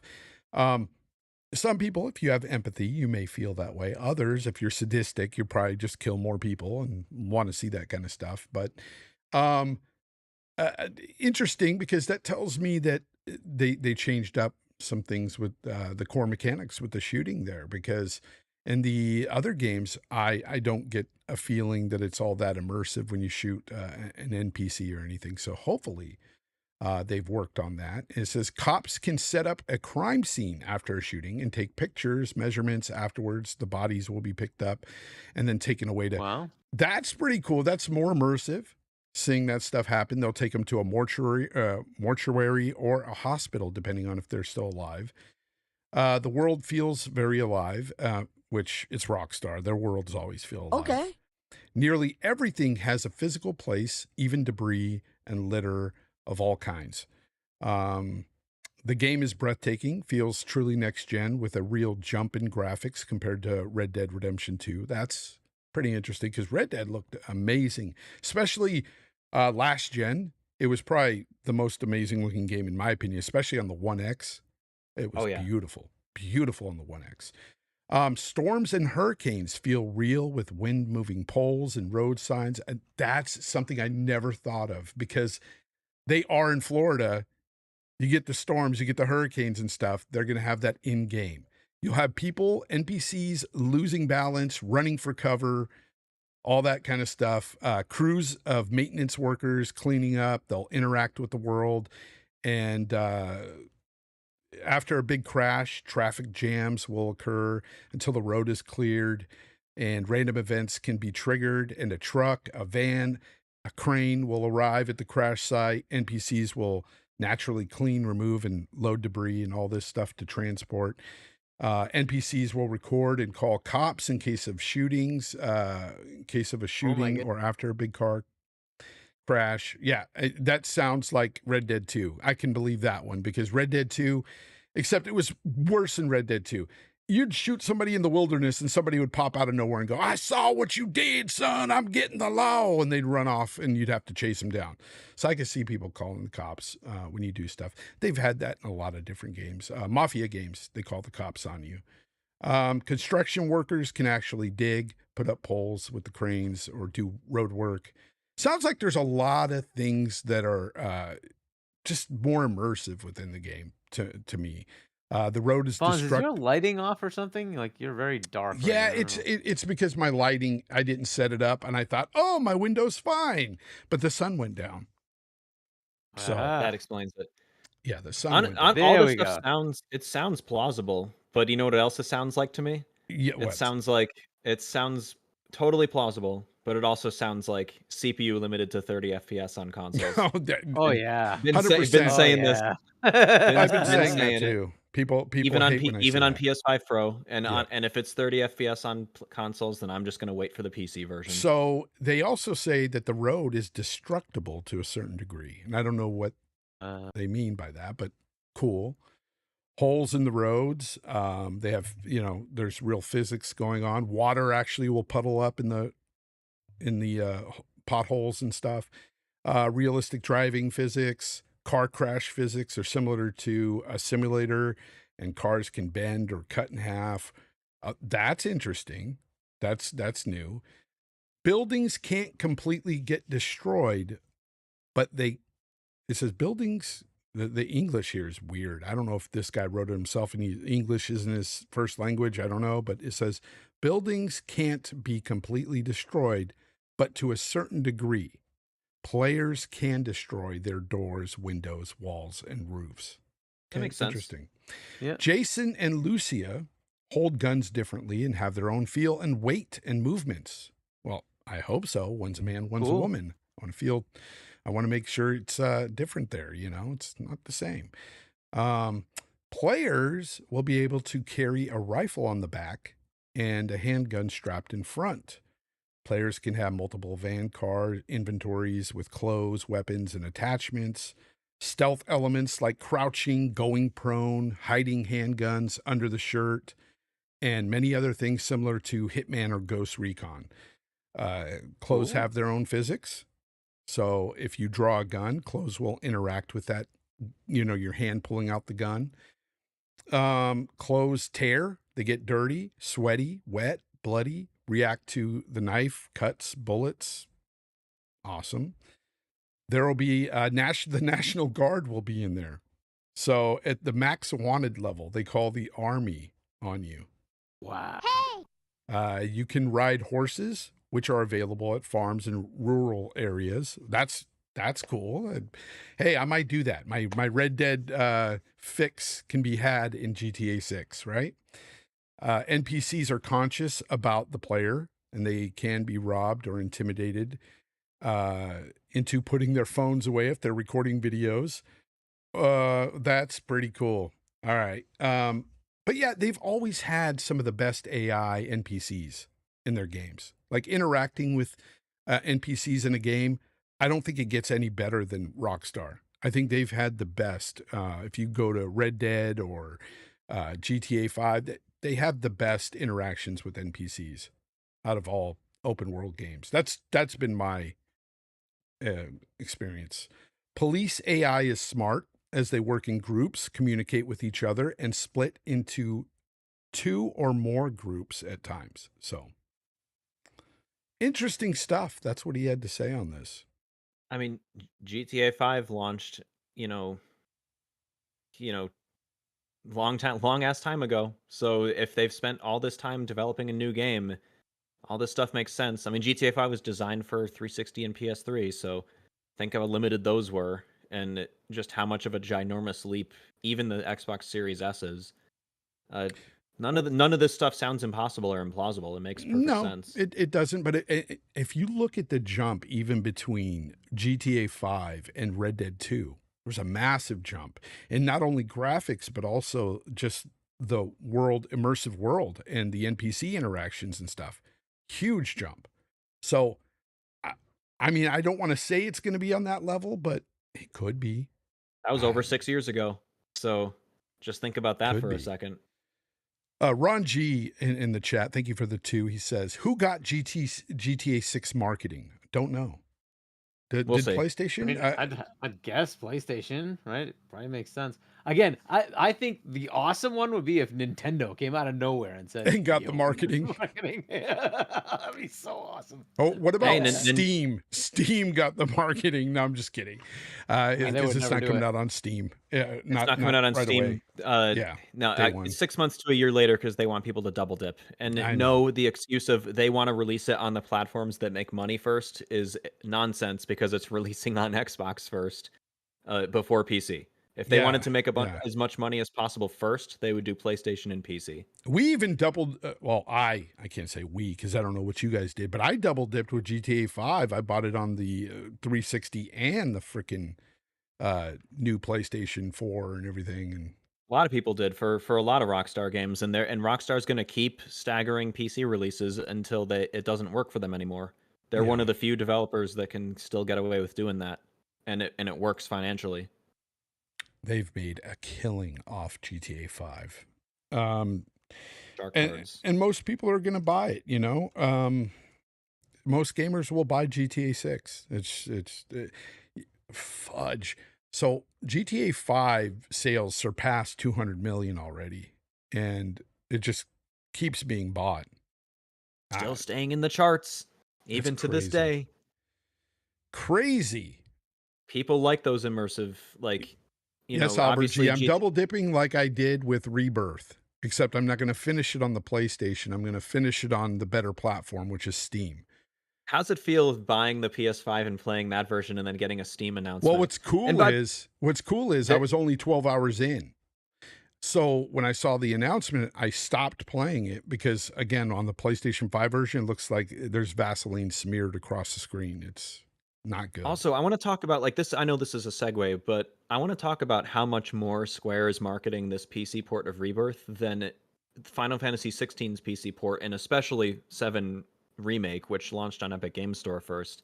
They still haven't fixed that port's problems. You can fix those yourself by there's a couple quick mods to fix like the stutter issues, but they're certainly putting a lot of marketing into this, and those visual differences with the PC version, like the enhanced lighting and the upgraded textures, which the textures on PS5 and Pro aren't very good. Huge differences. They just released a PC trailer recently, so yeah, we'll see if that ends up being good. I imagine if we're gonna tie this with GTA 6, I imagine like 5, the PC version of GTA 6 is probably going to be quite the experience. Speaking of which, did we get your take on the 5090? Oh, The yeah. 5090? Yeah, yeah. Did you guys talk about that last week? I didn't get a chance to watch last week's episode. We did. Yeah. I can talk about NVIDIA Blackwell for sure. Yeah, just I can't wait. I'm excited for day one reviews where we can see actual real performance and not like 4 times frame generation performance.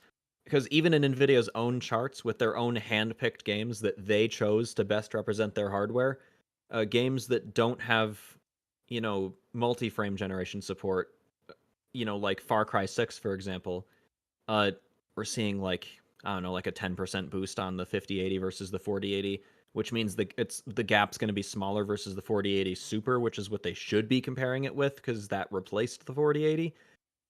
Or the 5090, which is a huge jump in terms of raw specs versus the 4090, and yet the raw performance gain is like 30%. So that's why they have to do that multi-frame generation so that they can make their graphs look bigger versus last gen. It's kind of a scam, in my opinion. The more I look at it and the more I see what they're doing, it's like they give you this illusion that you're paying less for a lot more, but you're not really getting a lot more. I mean, the footage they sent to Digital Foundry demonstrating multi-frame gen in Cyberpunk was full of artifacts. Like, it looked really 100%, bad. And that's what I've been complaining about in this current frame gen. Like, to me, I see those artifacts. I don't use it. Like anything that tells me, oh, you need to use this to make sure you get freaking a solid 60 frames or whatever, I'll just tone down my settings. I won't play in 4K. How about that? Like, because frame gen is awful.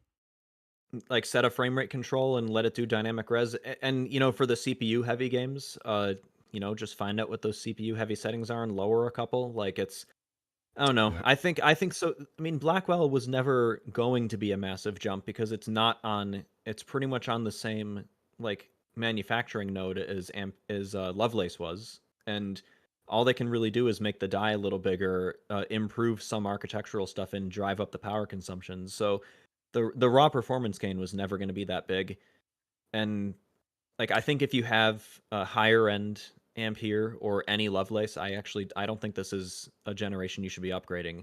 RDNA 4, that one, if some of these leaks are to be believed, is going to be very, very interesting. Yeah, I'm excited to see that one more. I saw a video. I saw a game test where the guy was playing on a 4090 and comparing it to the 5090 without all the frame gen and stuff, and there was like a 10 frame difference, and I was like, probably CPU limited game. So they were playing that, and then they turn on the the multi-frame gen, and then it jumped up like doubled the frame gen, like boom.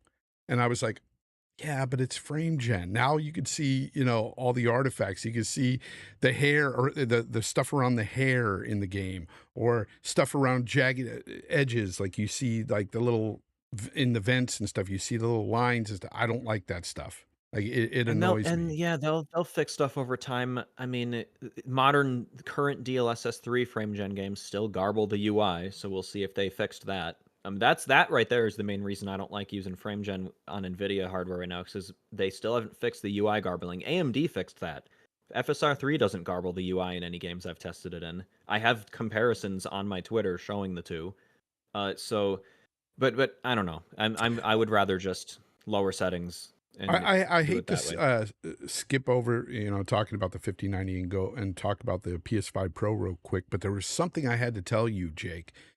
I was watching Digital Foundry not too long ago, and they were talking about the state of PS5 Pro, and they called out exactly what you said on my show the first time you were here to talk about the PS5 Pro, and that weird kind of film grain look to every game that's using PSSR. They actually mentioned that that's there on every game using PSSR. I said it and nobody believed me. Yeah, they actually I mean, said it. Oliver said it while he was talking about it, and I was like, it was either Oliver or John, but one of them said Oliver. it, and I was like, and the way he said it was like this. He said this weird film grain look, and I was like, that's just what Jake said. That's exactly what he said. Everybody was like, no, that's not it. That's not it. I don't have a PS5 to test myself or a Pro to test, but I see it in the freaking videos on YouTube with even the compression. I could see the film grain that you're talking about. To be fair, in a lot of these games at TV viewing distances, it's not that noticeable. But if you're, playing on a monitor like I am, then yeah, even like Spider-Man 2 or Final Fantasy 7 Rebirth. By the way, people using Rebirth as an example of like a game that perfect PSSR image quality.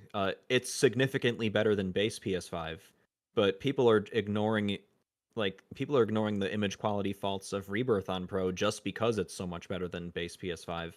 It has that grain effect. And that's it. AMD showed it was kind of like a behind closed doors thing, but they had like a experimental alpha build of FSR4, which is their AI upscaler, and that even from that off-screen footage that we saw, shits all over PSSR, even in Rift Apart. We don't know the performance figures yet. We don't know what the final quality is going to look like, but yeah, that whole relationship that AMD and Sony were talking about when Mark Cerny was mentioning that, I think Sony's going to need a lot of help from AMD to get PSSR looking better. Because AMD's got manpower and money to like AI training farms and stuff like that, server farms. Yeah, Sony's going to need that. I just brought it up because I knew you said that first, and then I saw them say it on Digital Foundry like a week ago, and I was like, "Oh, there it is." Vindicated yet again. I wasn't talking shit about the system. It's no, just you were just talking about what you see, right? Because of Yeah. PSSR, and those are the type of things that, as a consumer, I want to hear about. I want to hear about the good and the bad. I don't want people to gloss over if things have a film grain look to it, because honestly, when a game comes out and it defaults with a film grain look, I always go into the setting and shut it off. There's two things I do. I shut off that, and I shut off motion blur right away if it's over 60 chromatic frames. Aberration. Chromatic aberration is something that I can deal with, but the other two, I'm intolerant. I hate it. Intolerant. Hate chromatic aberration. If a game can't disable it, I mod it out. Terrible. Insomniac lets you. Your lights off again, though, Fonz. I think I know it sucks. Anyways, we're gonna have to end the show because I got to cook dinner and stuff. But I just wanted to thank everybody for showing up today. Jake, thank you for coming out and talking about all this good tech stuff today. And Hargeet, of course, as usual, it's good to talk to you, man. Jake, give everybody an outro so we can get out of here before the sun goes completely away and I'm just completely dark. The sun goes away. Already way past that here, man. Yeah, it's already it's going way down for me. I don't know, outro for myself or just outro in general?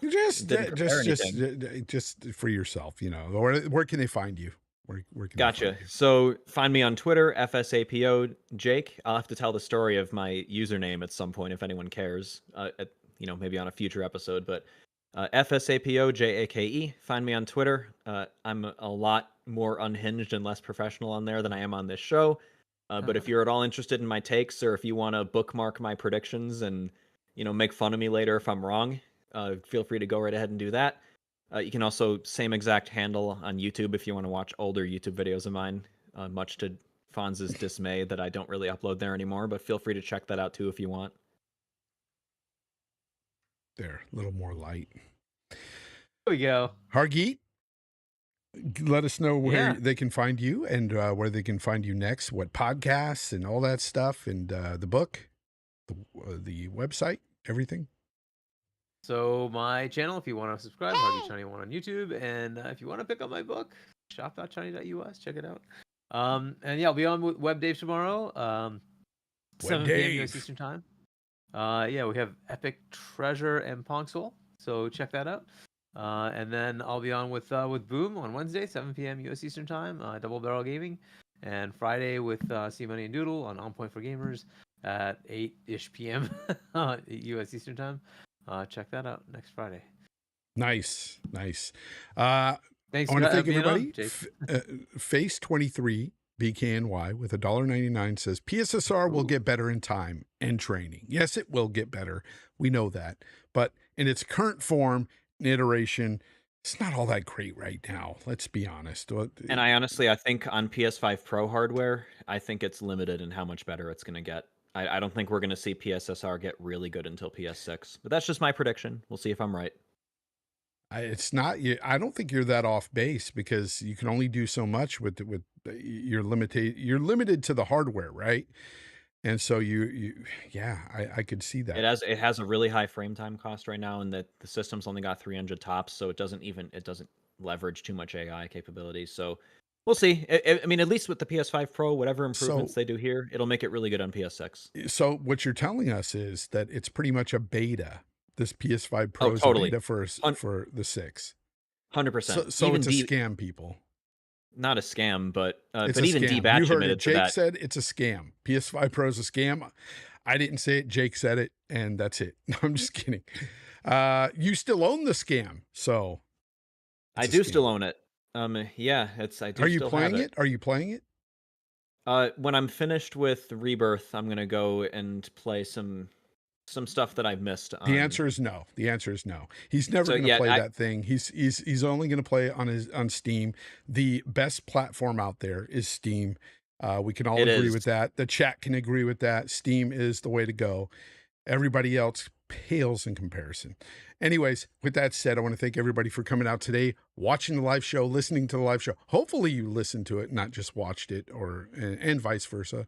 And thank you to everybody who listens after the fact. Last week I had a problem downloading and getting the show up on Spotify right away, but I will make sure it's up there as soon as possible this week. Anyways, thank you very much. With that said, game on. Till next week, game on. Gaz says, Septic Sauce in the chat says, Dad.